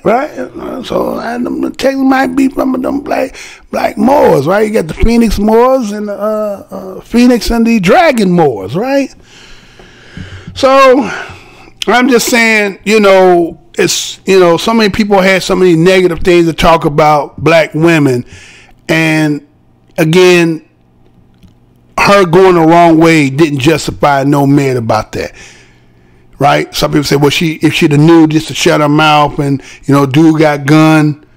But let me tell you something, man. Respect that sister. Look, that sister showed some heart, right? She showed some heart. She did what she did on the female aspect, but she felt like shit. If you gonna slap phone out hand, you want it, fuck it, let's get it. Now, dude, am I saying that's what you're supposed to do? I'm not saying it, but I say that's what she did. And yet, she's still standing there today. Based on that, because again, obviously the dude that did what he did was not what he thought he portrayed himself to be. Now, could it have been another race soldier and something had different? Maybe. So that's why we don't condone what she did, but she did what she had to do. It was right for her situation. But primarily, you would just be like, you have to acquiesce. You're going to have to, my poor guy, all right, you got me right now. You got the gun. All right, it is what it is. Go ahead and do what you got to do. Preserve that life. You know what I'm saying? Maybe I'll run across you another time in life, right? I seen so many people who were trying to, flipping and switch it on her instead of looking at this cat here, right? And so, I guess in time when this case develop, and we'll see how it's going to end up, and if he get what he should be getting, then maybe, the justification might come when he get locked up. You know what I'm saying? So we're going to move on from that because, again, I'm not going to beat up my sister for that. You know what I'm saying? Like, I'm going to want to sit there and beat the sister up for that. And, y'all want to laugh. Oh, her name L. Dejanique. And all this other, whatever. But that sister is giving them a eye's view that our sisters could take some of them dudes' punches. So we tough than a motherfucker out here. You understand? So if anybody talking about this stuff, yeah, you got to have a gun. You ain't got no choice. Because, see, just like whatchamacall said about Michael Brown, oh, he broken up. Like the bullets are going through him. In that day, when y'all finally pour that, Creator said, ain't no weapon for them that shall prosper. Moving on.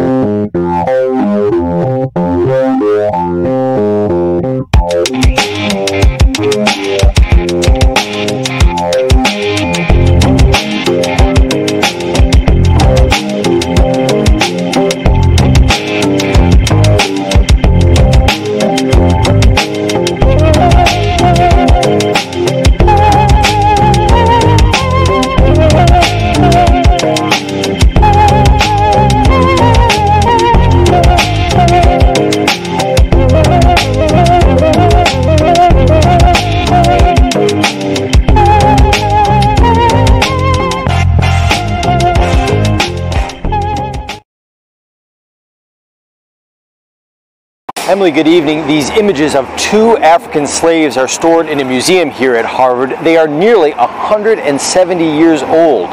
Now, Harvard used these pictures in a book that it published more than 30 years ago, and it currently sells that book for $40 a copy. In 1850, Harvard paid a photographer to take the pictures of a South Carolina slave named Renty and his daughter Delia. The pictures were for a scientist who was trying to show black and white people are two separate species, a racist theory that's long since been rejected. The woman filing today's lawsuit, Tamara Lanier, says she is the great-great-great-granddaughter of Renty. My mom tells stories of her grandfather, who was also called Renty. His name was Renty Taylor Thompson. But my mom got those stories from him, and he was the grandson of the Renty in the image. Lanier says she has repeatedly asked Harvard to turn over the pictures, only to be ignored. She says if she wins in court, she will use the images to tell the story of her ancestors. She also wants an unspecified amount in damages. Harvard says it has not yet seen the lawsuit, and so therefore it cannot yet comment. Live in Cambridge, David Beanick, WCVB, News Center 5.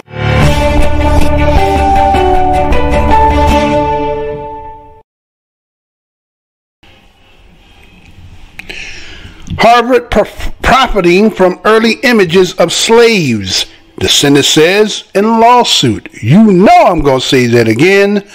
Harvard profiting from early images of slaves. Descendant says in lawsuit.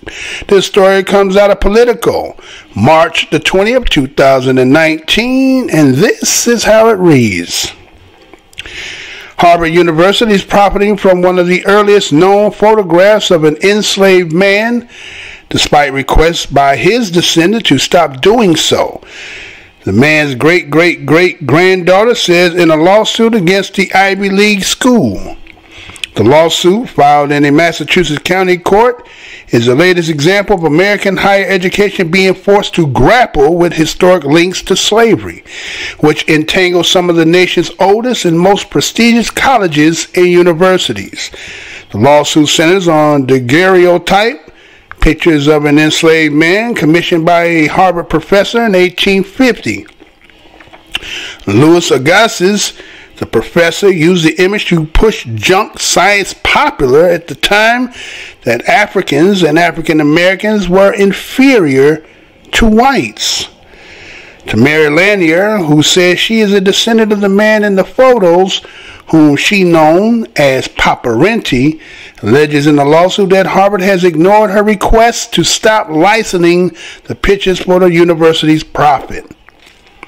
The lawsuit also says Harvard has never sufficiently repudiated Agassiz's work, which was used to justify slavery before, Civil War, and segregation after.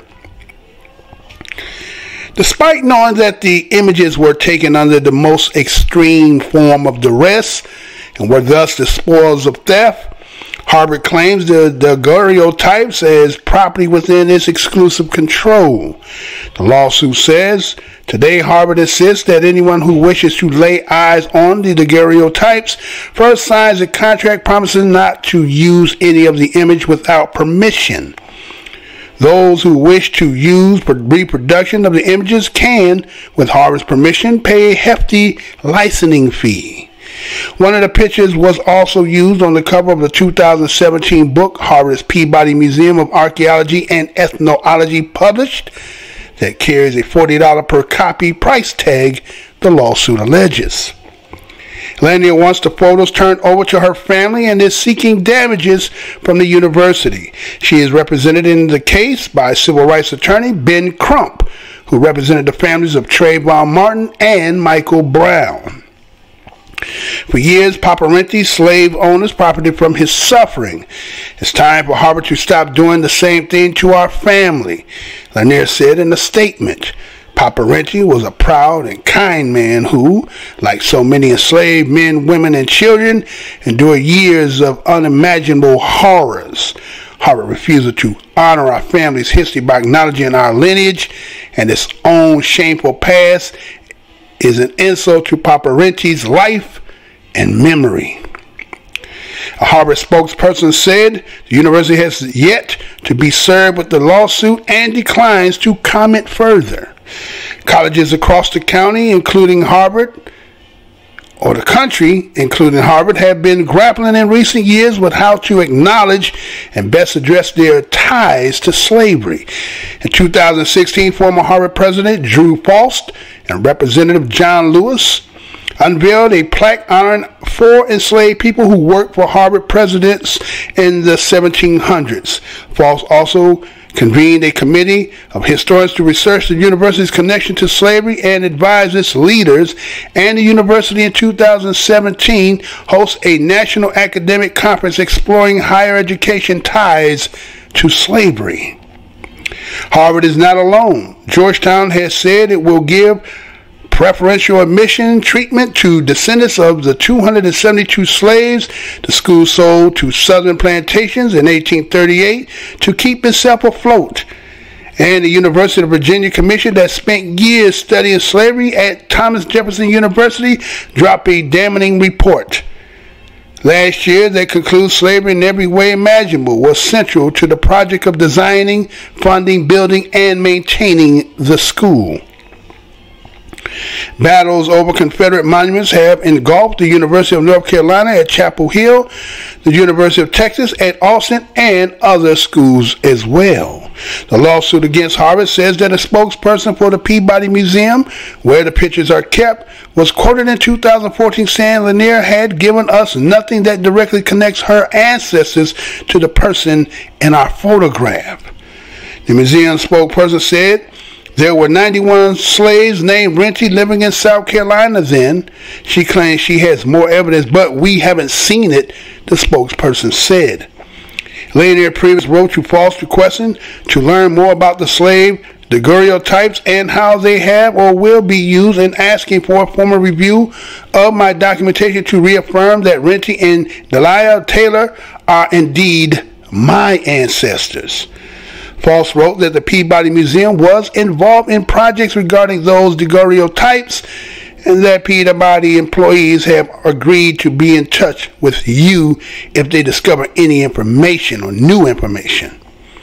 The lawsuit says that never happened, and Lanier completed her own research and confirmed that she is a lineal descendant of Renty, the suit says. The lawsuit also includes a description of Lanier's connection to the man in the photograph. According to the lawsuit, the man in the picture, Renty Taylor, had a son and a grandson who were both also named Renty Taylor. His grandson was transferred from South Carolina to the Thompson family in Montgomery, Alabama, and became known as Renty Taylor Thompson.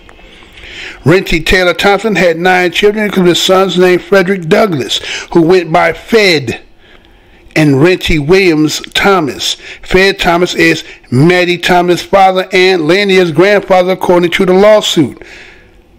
The lawsuit said Lanier also grew up hearing the story of how Renty Taylor defied slavery tyranny by learning to read and conducting Bible studies on the plantation where he was enslaved.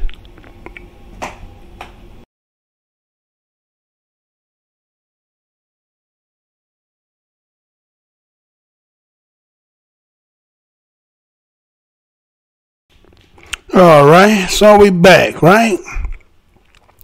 So we see that we got a story here talking about Harvard University, right? And they talk about the daguerreotype, which is a photograph taken by early photographic process, which employs like iodine, sensitized silver plate, and mercury vapors, right? That's how they make those. They call them daguerreotypes, right? And that's what you've seen in the pictures. A lot of us have seen them pictures. There's actually the one, I'm not sure if Renty is still the same one, where the whips on the back, you see the stripes on the back from being whipped. We've seen that one, right? And I guess that would be a daguerreotype as well, right? And so what you see is a sister who said that in her family history, verbal history, that there was known that particular individual as ancestor Renty, and it was called Papa Renty in her family as a direct descendant of hers, right? And I had read where I think I had read somewhere it was Ta-Nehisi Coates. It was some kind of exhibit or something that that she had attended, where she first originally seen the photograph and got knowledge of and knew that was her ancestor, right? And so she decided that based on the simple fact that this is part of her, her family, and that this individual that they are profiting off, that it was time for them to, to take back and to put him as his memory as an individual is not all tied in just into this picture, right? Because when you looked at this story, or at least what I had read that this story talked about, it talked about that back at the time when they originally did this in 1850, they say popular science of the time. Well, science today would be the same thing, right? So the science of the time, again, that the reason why they created this was just to show a depiction, to try to give this scientific hypothesis, right? Scientific guess, right? That black people were inferior to white people. Now see, here's a people who always seem to always try to put you in the inferior position by explaining it, right? Justifying what they have done to you and make it scientific to make it a fact. But if you had to look at all the stuff that you have been doing, right? Everything that you make legislations, right? Mass incarcerating, miseducation. How can one believe, even if you want to say scientifically, that you are superior in what form or fashion, we do not know. But in the truth of the matter is, without those, could you be superior? Is the question. So, is it that you get angry at the fact that, one, you believed a lie, two, it is a lie, three, could you actually live with yourself when you find out that, again, we're not going to say everybody, just like not everybody on the other side or any other sides, that you're not going to have, you know, what they say, a bunch of mixed nuts, right? All of them ain't going to be cashews. All of them is not going to be pecans. All of them, you understand?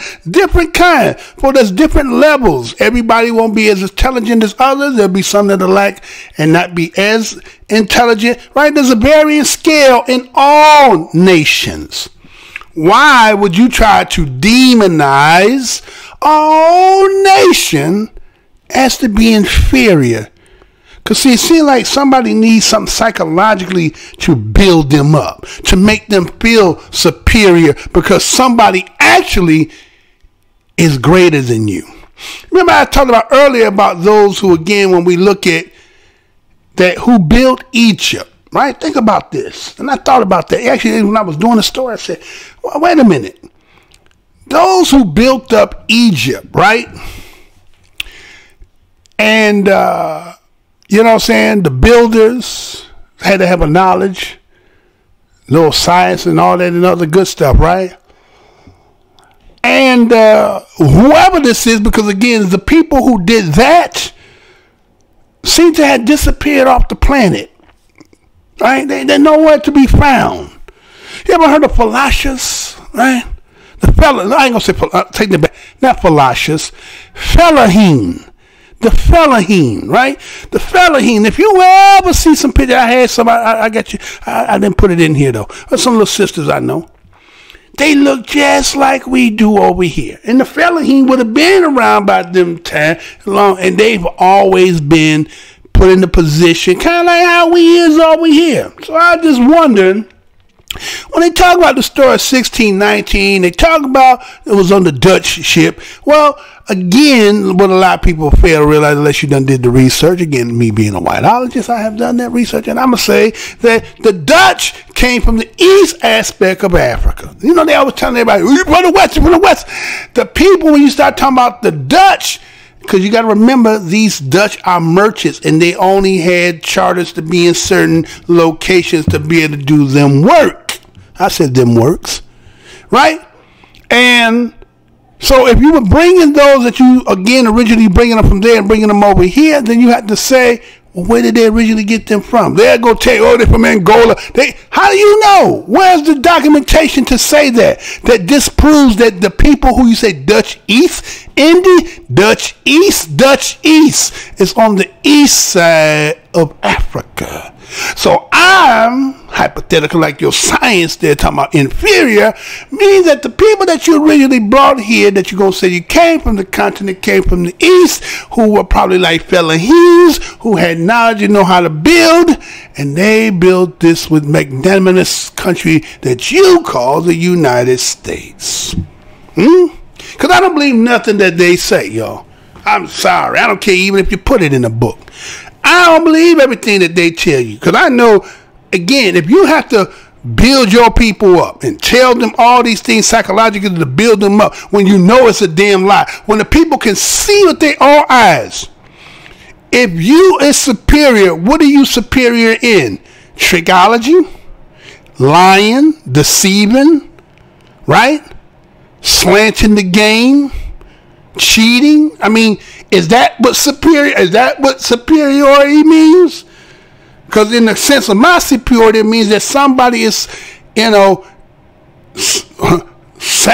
first to none, that nobody could compete with in the realm of the expertise that they're in. There is no equal. There is no equivalent to. Right? So if all you saying is what you're saying, is the same thing we've seen about with the colleges.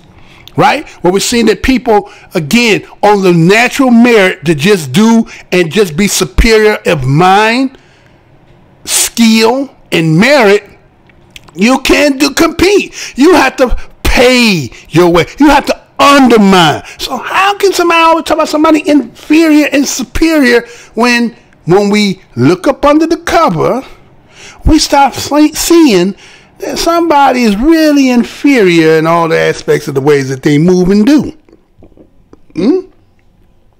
So the same thing would be here with this science that they talk about, that, you know, in 1850, that Harvard was trying to make this science to prove that black people were inferior, and that they took the image of the ancestor and paraded this around and then licensed it, patented it for themselves. So we see a sister that got smart and decided that she is going to sue Harvard and try to reclaim the picture and get some proceeds in the same manner, right? And why not? But again, you know, they have to be defensive and they're going to say the things they're going to say. So we see that you got what they call the Ivy League schools, right? Ivy, huh? Ivy being what, right? Okay. So we see that she filed a lawsuit in Massachusetts, and that, you know, the examples of American higher education being forced to grapple with the historic links to slavery. We've seen with Georgetown, right? We see that a lot of these universities, in order for them to have maintained, hold on, slow up, wait up, check this out. You know how, again, let's say about what happened with the colleges, right? Where it talks about how people were paying, right? You even see Dr. Dre coming talking about him being a billionaire, that he ain't had to do nothing for his daughter, but yeah, he gave $70 billion to USC. Stop it. Anyway. So here it is that these schools, again, you could pay money on the time, you could add money, you could put money in the coffers, all kind of stuff, right? But that's where it makes its money on the directness. Where they make the real money is, again, bringing in black bodies. The black bodies with the God's gift, the superior gift, the dominant gift, coming in your athletic program, running that football, tackling the motherfucker, dunking on the motherfucker, hitting balls out the park, you know, track and field, all kinds of things that will contribute to your university, that's going to make a lot of revenue on advertising, which, again, with that kind of atmosphere, makes all the inferior quality people come to the school, to gives them some kind of life to have, so experience while they going to school. You understand? Off of the black body. Same thing when we look historically, that the country is the same way like the colleges. It can't function without the black bodies. Without the black bodies, don't none of this shit work. None of it would have ever worked. And yet, we the inferior people, by your definition, by your junk science, right? So those universities is the same way with the college basketball, making sure that you get the top athletes, right? Well, that's the same way they got in the beginning. They had to use slavery, the bodies of black people, to keep them functioning, to keep them upgrade, and to do and build the campuses off of the bodies of black people. And later on will be the same thing when you talk about athletic programs. You remember in the Matrix when they said, this is what when Morpheus showed that Neo, this whole system is built down to this battery? Black folks is the batteries that built this place. We the battery in the back. Take the battery out the back of that toy, it don't function. And that's what they've been trying to tell you. But you got to tell yourself that you better than. They not. Fool's gold. So here's people now trying to reclaim what you done taken and you done prospered and lived off of it. And now they want to say, well, we want some of it now. The ancestors are demanding in the spirit that we demand some retribution, some remedy for the pain, anguish, and lives that have been destroyed, and the policies and legislations and everything else that goes with that. So here's one that the Spirit called her to go and get this. And instead of them recognizing it, right, that what this Louis Agassiz had did, and using the image to push this junk science, that African Americans and Africans were inferior to white, we see that the sister Tamara Lanier, who again says that Papa Renty was in her family, and her lawsuit is to requires them to stop licensing the picture and stop making profit off of them and the family and the likeness, like logo imagery, right? And that despite knowing that the images that were taken were under most forms of distress and were the spoils of theft. See, they don't care about who the individual is. It's whatever they're pushing, the imagery, right, that is doing something psychologically, that's painting a picture, making people feel psychologically a certain way, and making profit off of it. But yet, you know what they try to say? They try to say, well, she can't prove that. Well, that's why I tell a lot of these people, when you start doing these DNA tests and things like that, that's what's going to happen. That's why most black people can't find an Indian in your family. Because why? They the holders of the test that you take. So they ain't going to make you be a damn Indian. Is because what will that eventually do? That will take and give you the rights. They give you the direct rights to this place that you call the United States. Ain't that what would happen? Ain't that what would happen? That's what would happen. That's exactly what would happen. And so if you're going to say she did her own, she went and traced her own, and she said this is, but they said, well, no, there's hundreds of Renty Taylors, right? Renty Taylor Thompson. There was a lot of them.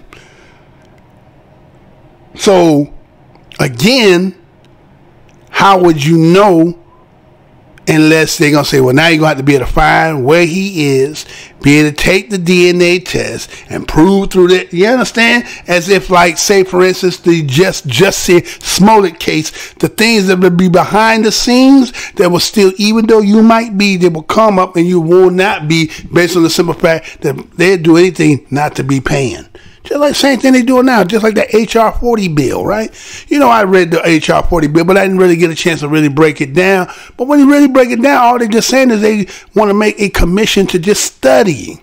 I just gonna study, and then based on our studying, we'll determine whether, okay, we get everything lined up and what we assessment what could be and what the possibilities the number could, and then we're going to re-vote again whether we want to pay it or not. So it's always some deflective, non-taking responsibility. That's your whole schnick. That's their whole shit right there. Is to do that. And yet they look at you with a straight face, trying to tell you that there's some wholesome, good, great people. But as I said again, what your people have done to you and got you in the psychological mindset that you are in, you believe by standing and doing the things that you're doing. But before righteousness, you will always fail. You're going to always fail. You're going to always fail. So let's move on from that, because I already done this already over 2 hours. Let's let me go ahead and move to the next one. But Tamara Lanier, do what you got to do, sister. Get Papa Renty up out of them, right? And get them proceeds and do some greatness with it. We're going to move on from that, right? Let's get it. Let's see. Let's get it. Why is it showing that? Okay, let me do this, y'all. Let me do this, right? Let me do this, and then we're gonna go ahead and get started for the next bit, right? Let's get it.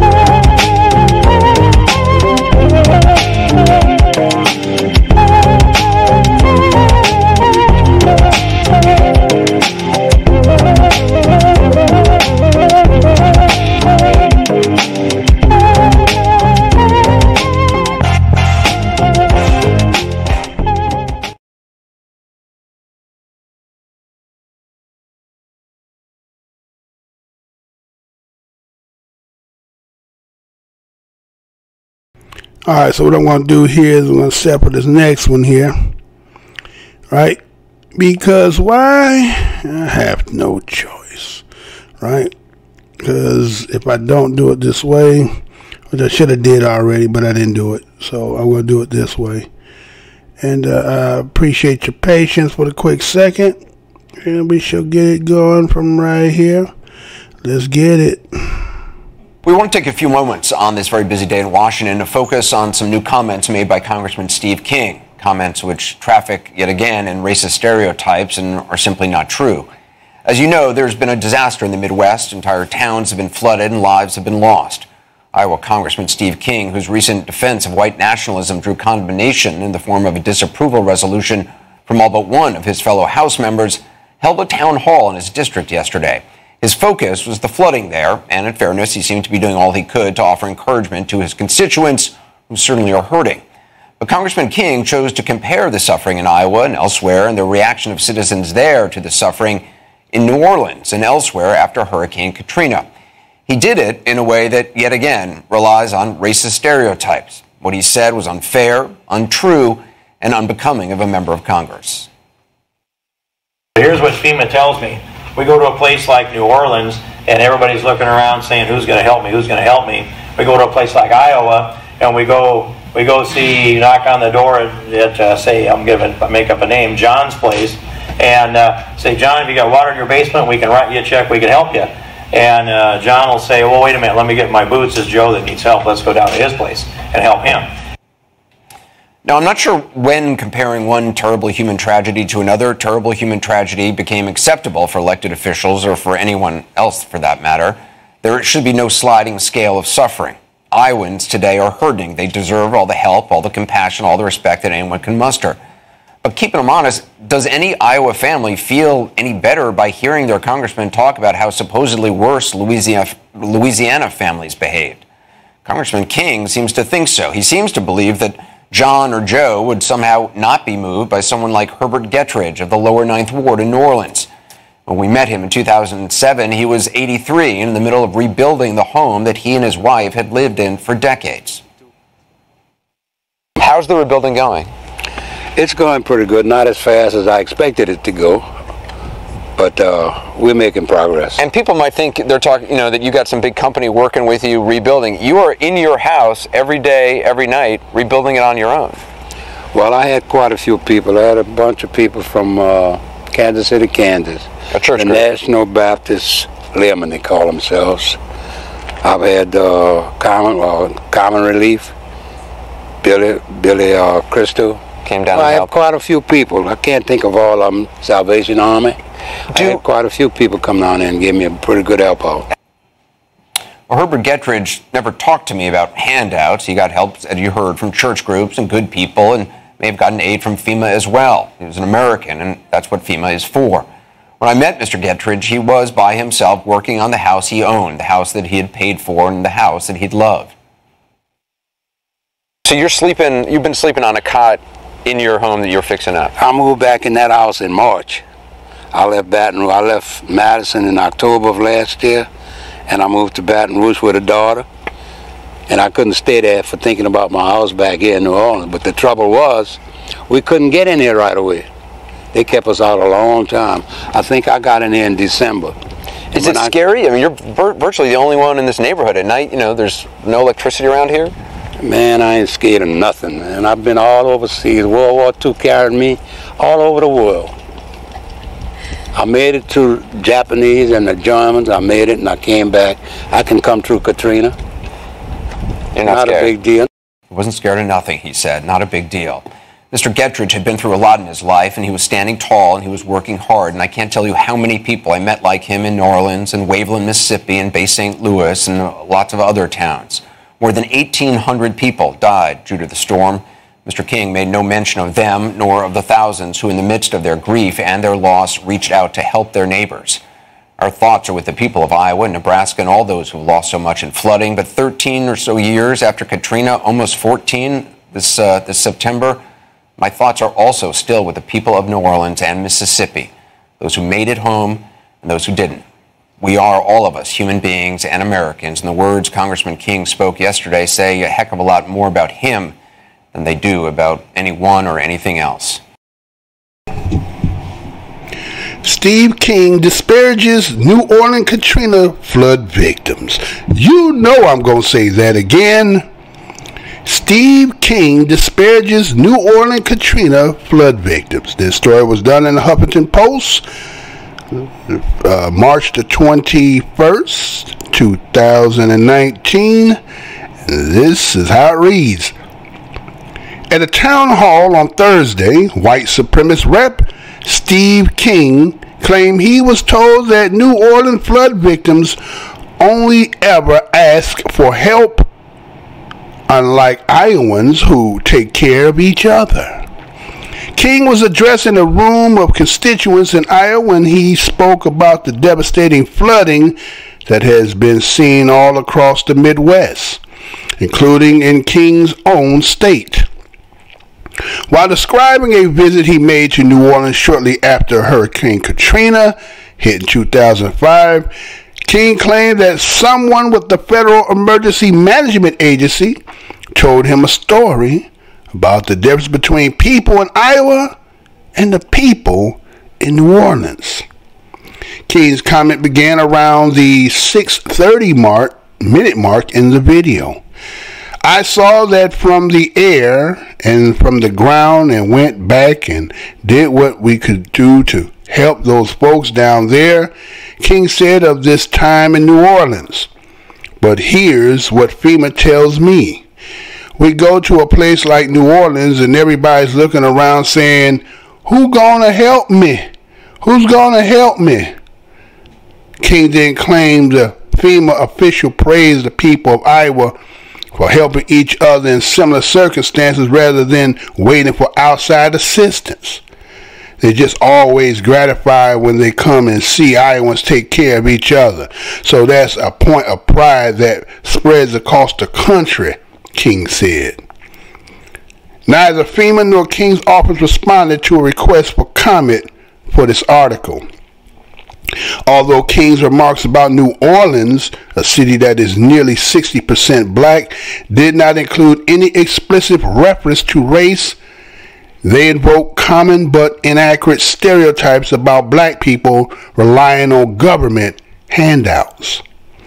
King in January professed to reject the evil ideology of white supremacy and white nationalism, but he has a prodigious history of uttering racist talking points, promoting racist individuals and media, openly questioning why being a white supremacist is a bad thing, and otherwise signaling his willingness to accommodate racists, who in turn have made his political well-being a priority.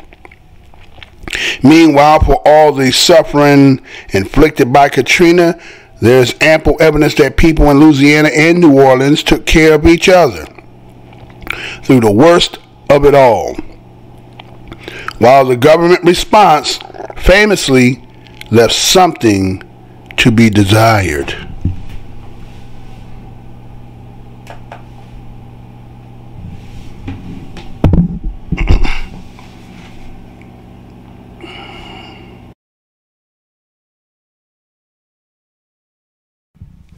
All right, so we back.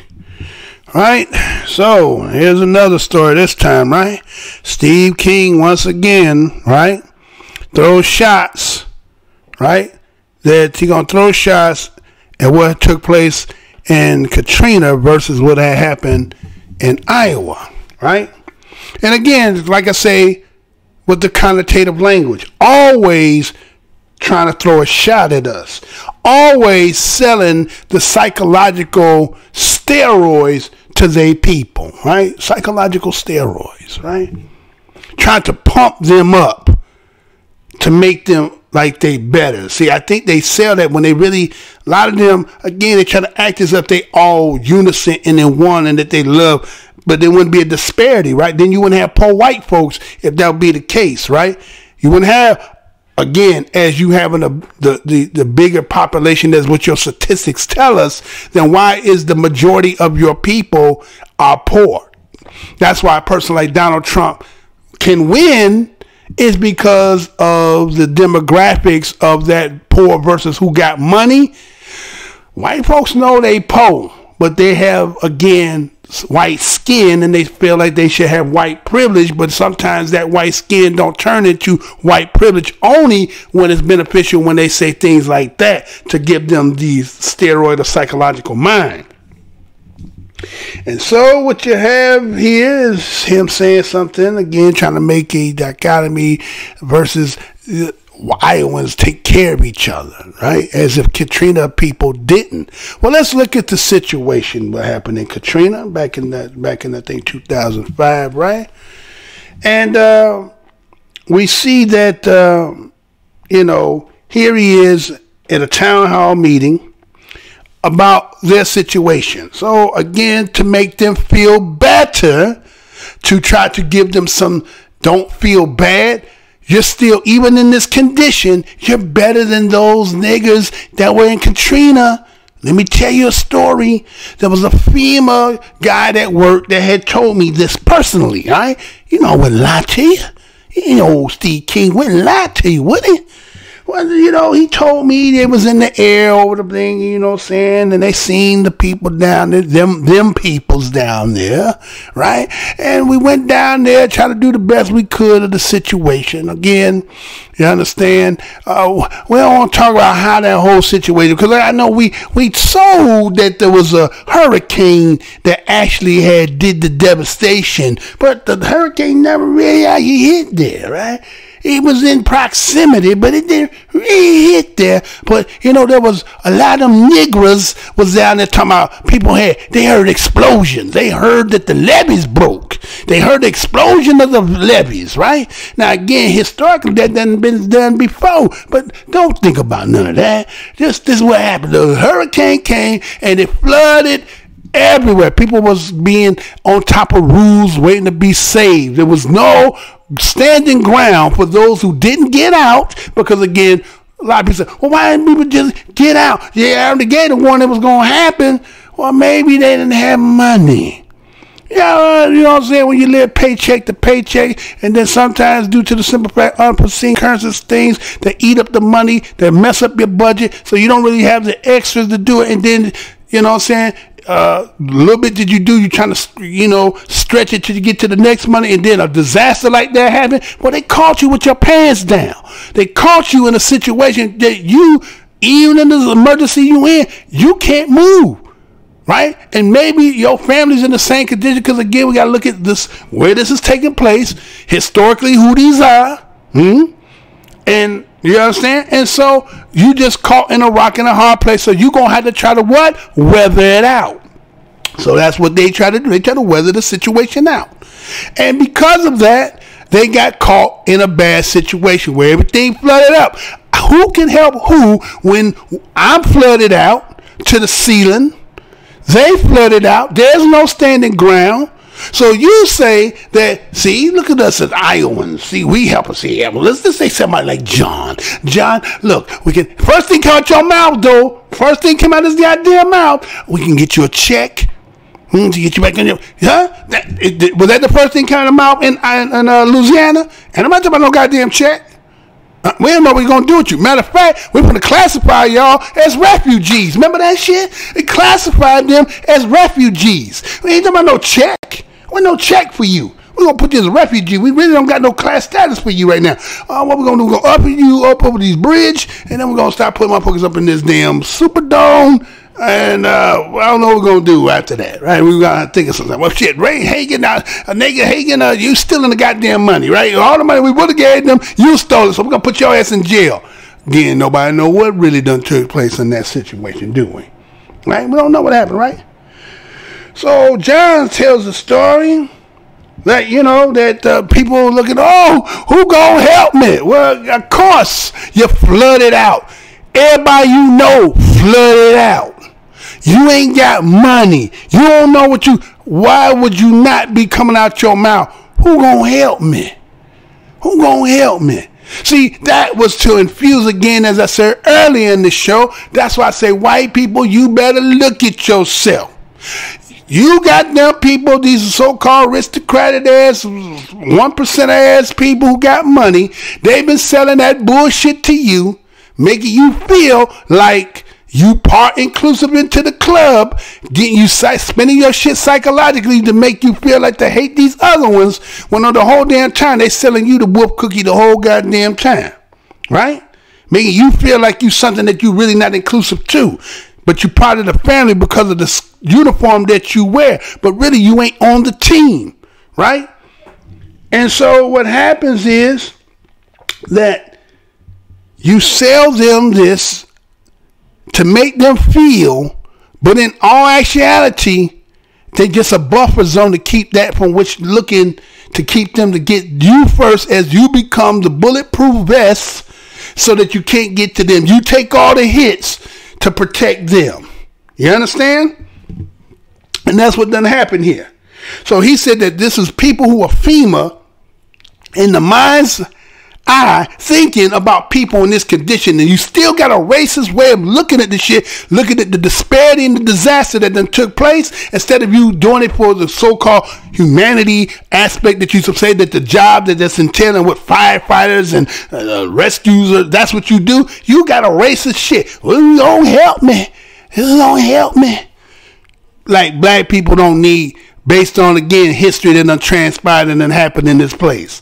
See, that, again, like I said, I'm not going to say I feel sorry. I'm going to say, this is what your people did to you. They got y'all cycling with your head up your ass, and they got you saying shit that you think you standing on right, but when you stand before righteousness, you're going to fail.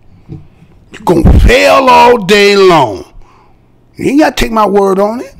You ain't got to take my word. I'm just the messenger. Just the messenger.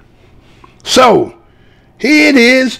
Louisiana being 60%. But look how many people got displaced in that. And then what you did, you took people who already economic was in messed up situation, and you put them amongst other people, which bred another kind of situation that was going down in Houston and all the places. Crime went up high. Because why? You got new players in town trying to get on their feet with old mothers who already been there, set up and set. You creating the dynamic, right? So did a lot of them get to go back? Because once you built up Louisiana, we seen Brad Pitt and Sean Penn, and everybody down there land grabbing, buying up shit. Because again, a lot of them, let's say for a lot of them people who probably owned them homes, as we seen in that story there, we talked about the elder there. His name is I think Herbert Gottfried, right? Was the elder who, again, he had family. Remember, he said he went to another part of Louisiana where his daughter was. He stayed there for a little while. He couldn't stay there because he kept thinking, man, I got my home back there and shit. So he fought his way to get back to his house. Now, a lot of people, in the case, his house didn't get destroyed like that. But there was a lot of people who lost everything they had.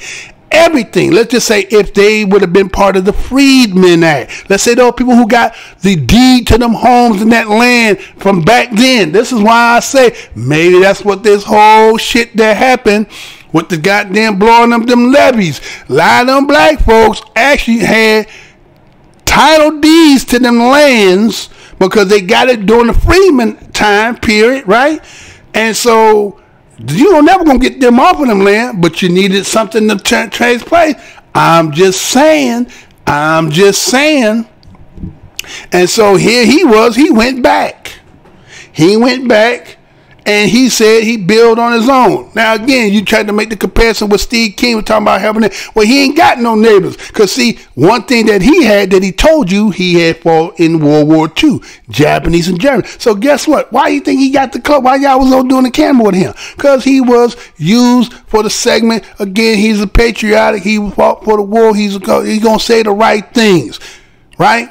And he has somewhere that he getting probably some money from the government. So he got some way to do what, you understand? But you would have got somebody who didn't have that, who was just regular black folks struggling, suffering. They ain't got nowhere to get no help. Ain't nothing coming from them. But we was like to take that situation to plaster that up and try to make, see, look, you're better than them. But if you look at the history of the cause and effects to why that person like that, then at the end of it, are you better than them? And the answer going to be no all day long. But you got to keep telling you, and they got to keep pumping that steroid into you. But they're always selling you the whoop cookie. Right? So he says that he loved that they take care, they said. But like I said, first thing came out of him mouth, and I said him mouth. Out of him mouth, well, he got a check for you, John. But John was getting all those people, no, let's go down, let's go help. He don't worry about that. He said, that's already taken care of, right? I ain't got to worry about the money part. Let's go say we can go help some other family members. But see, when black folks in that situation, check. It's kind of like reparations. Everybody want to talk about, we're going to give you some, we're going to work on get some education, we're going to get you some psychological, fuck all that, nigga. We need the check. Give me the check, and I'll figure the rest of the shit out when I got the money. Fuck all that shit y'all talking about. Give me the check. If I want some education, I'll pay for it. If I'm going to do something psychologically, I'll pay for it. But you just put the money in my hand and I'll do the rest. Don't worry whether I'm going to fuck up. You know, I see so many people keep talking about this. Oh, you get black people and they go fuck the money up. What the fuck do you care? It's mine any goddamn way. My ancestors paid for me to have the goddamn money. So if I want to fuck it off, I fucks it off. What is it your goddamn problem? Don't you worry about my motherfucking money? Let me get my own goddamn money. It's y'all problem. Anything, because nobody wants to see black people with no money, because you're going to see heaven on earth. I'm going to say that again. Nobody wants to see ADOS, DOS, BADOS with no money, because you're going to see what heaven looks like on earth. All that crime shit, cease. All that hating black people, cease. All that shit, everybody who not part of that, cease. We gonna show you what it's like, and you don't want to see it, just like you don't like hearing the history. Moving on. Matter of fact, we done did already 2.5 hours of that. I was gonna do something else. I was gonna do that, but I ain't gonna do that. He not worthy to get that. And so I'm going to move on with this. And I want to thank everybody who came out and listened to the show today. Again, I'm trying not to be as far away as I've been. Because why? It's because they've been trying to keep me from doing what I'm doing, right? So I want to appreciate everybody who came and listened to the show. Right? Again, like I said, man, I fight so much to keep these shows, to get these shows. They do so much to keep me off.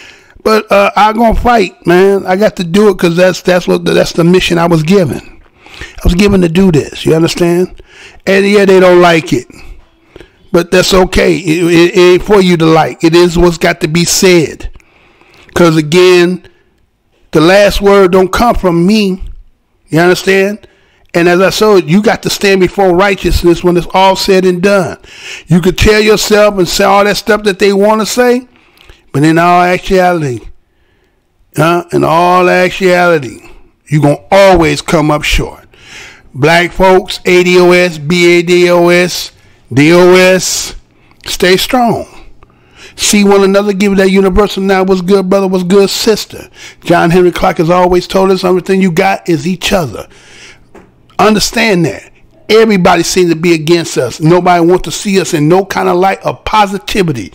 But the positivity gonna come from us, because it's only in us that everything else can be manifest. Everybody that is around us that is not part of ADOS, and again, this is no shot to nobody or to say that you lesser than that, but everybody who's ADOS of the seed and blood of this land, without us, all these people that said they came here for escaping from persecution, or for religious, whether because tyranny, whether because slavery, wherever it might be, without our ancestors, this place don't exist, period. And on that note, to the next one, stay black strong and all that.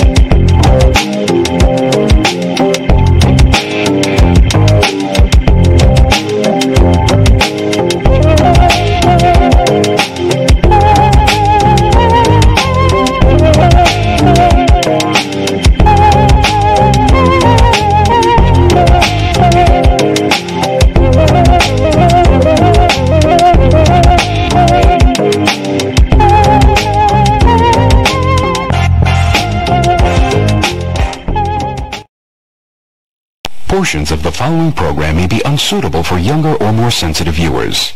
Viewer discretion is advised.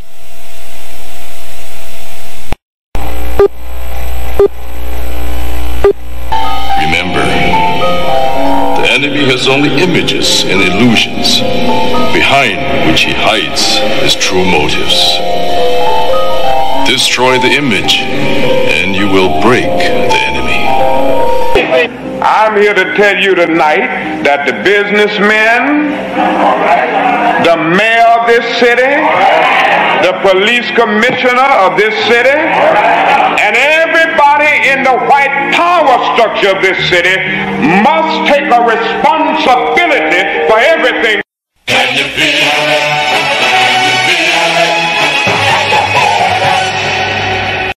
Luther and I, and everyone in this arena tonight, are unified by the same great American values. We're proud of our country. We respect our flag.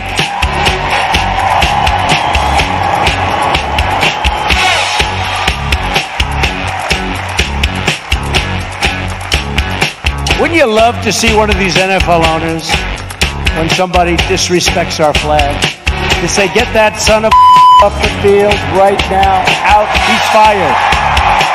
He's fired! Race is when you use your power and influence to subject people into inferiority. Utterances can't be racist. Look around you, man. They own this shit. They own this couch you sitting on, them shoes you got on your feet, this building, this school, this country, you. We're behind enemy lines, dog. So you must first of all remember that this system was not originally designed with black people in mind. Right on, right on, right on. And it definitely was not their right and an equal share in this country which they've died for. Right on. Hey, and we definitely are not going back to Africa.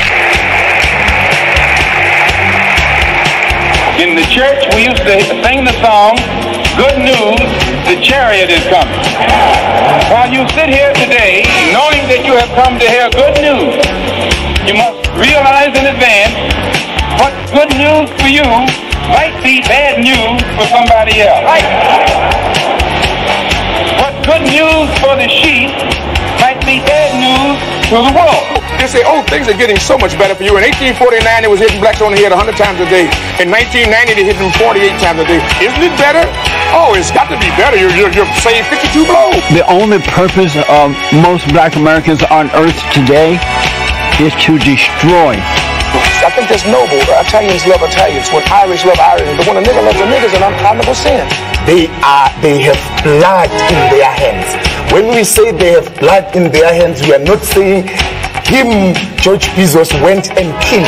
But white people colonized us. They dispersed us. They enslaved our people.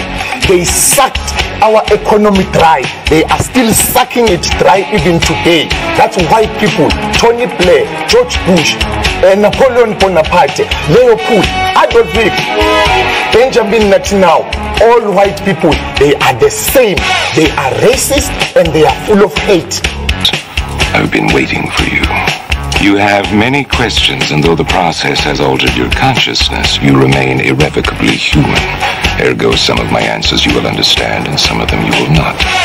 Concordantly, while your first question may be the most pertinent, you may or may not realize it is also the most irrelevant. Why am I here? Our world is coming crumbling down. The coons are coming.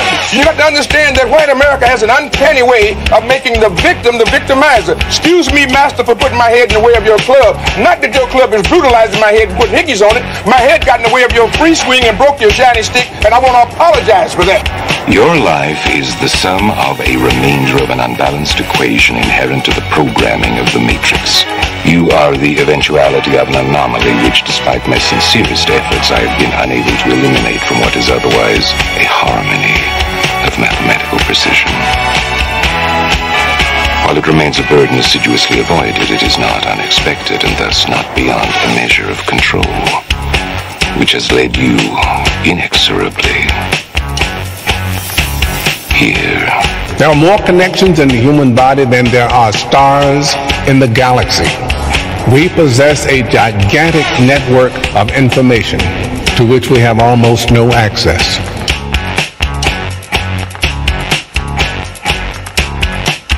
Matrix is older than you know. I prefer counting from the emergence of one integral anomaly to the emergence of the next, in which case this is the 6th version. 5 months before. There are only 2 possible explanations. 5 months before. Either no one told me, or no one knows. Precisely. As you are undoubtedly gathering, the anomaly is systemic, creating fluctuations in even the most simplistic equations. Control me! I'm gonna smash you to frickin' You can't make me do anything like Chris! Choice. The problem is choice. Let us remember that we are not brutalized because we're Baptists. We're not brutalized because we're Methodists. We're not brutalized because we're Muslims. We're not brutalized because we're Catholics. We're brutalized because we are black people in America. Because white people made him to be what he is. They made him to look evil, because that's their role, to make all of us black people to look evil and to hate ourselves. I can't hate you. You're a nigga till you die. If you're a poor nigga, you're a poor nigga. If you're a rich nigga, you're a rich nigga. But you never stop being a nigga, and if you get to be educated, you're just an educated nigga. I'm told every day I'm on air that I'm racist because I called out racism. That is maddening to me, and I'm crying about it because it's crazy. So the Honorable Elijah Muhammad is teaching you and I and trying to tell the white man to get this powder keg out of his house. Let the black man separate from his house. Let the black man have his own house. Let the black man have his own land and his own property. I thought the bitch was white! Damn it! I thought the bitch was white! That's true. I think that white people are so guilty, knowing what they've done to black people, that they feel if the deeds were reversed, they would hate the black man if he had done the same thing to them. So it's actually, it reflects a guilt complex on the part of whites when they ask us, do we hate them? And if you notice, Uncle Sam has formed a habit of going all over the world. He calls it the ugly American or the American image. He thinks that everybody hates him because it's a guilt complex. And if you think that if you are worried about Europeans hating you, and they're your allies and your cousins, well, naturally, it would follow for you to think that Negroes in this country would hate you, especially in light of what has been done to black people in this country by white people. Now, check it out. The white ball dominates everything, right? It knocks the shit out the yellow ball, the red ball, right? And the game's over when the white ball drives the black ball completely off the table. But you have to see that all of this is hypocrisy. I love Malcolm. Malcolm called me the Sunday that he died. I was working Basin Street East. He said, Brother Greg, you coming by today? And I said, Malcolm, I love you. And I said, I love you so much, I don't even want to take a chance to be there. So what do you mean, Brother Greg? I said, well, I close tonight, Sunday night at Basin Street East. And I said, but I had my wife book me a flight into Chicago at 8 o'clock this morning. And I'm going to Chicago, and I had way beneath my salary, booked me into a college about 10 miles from the airport. And I'm going to go there and speak this afternoon, and I'm going to stay there until they tell me you did. Because I'm not going to let this government get two of us for the price of one. And I'm going to call Adam Clayton Powell when I finish talking to you and beg him not to come there. Because today, the United States government is going to get you.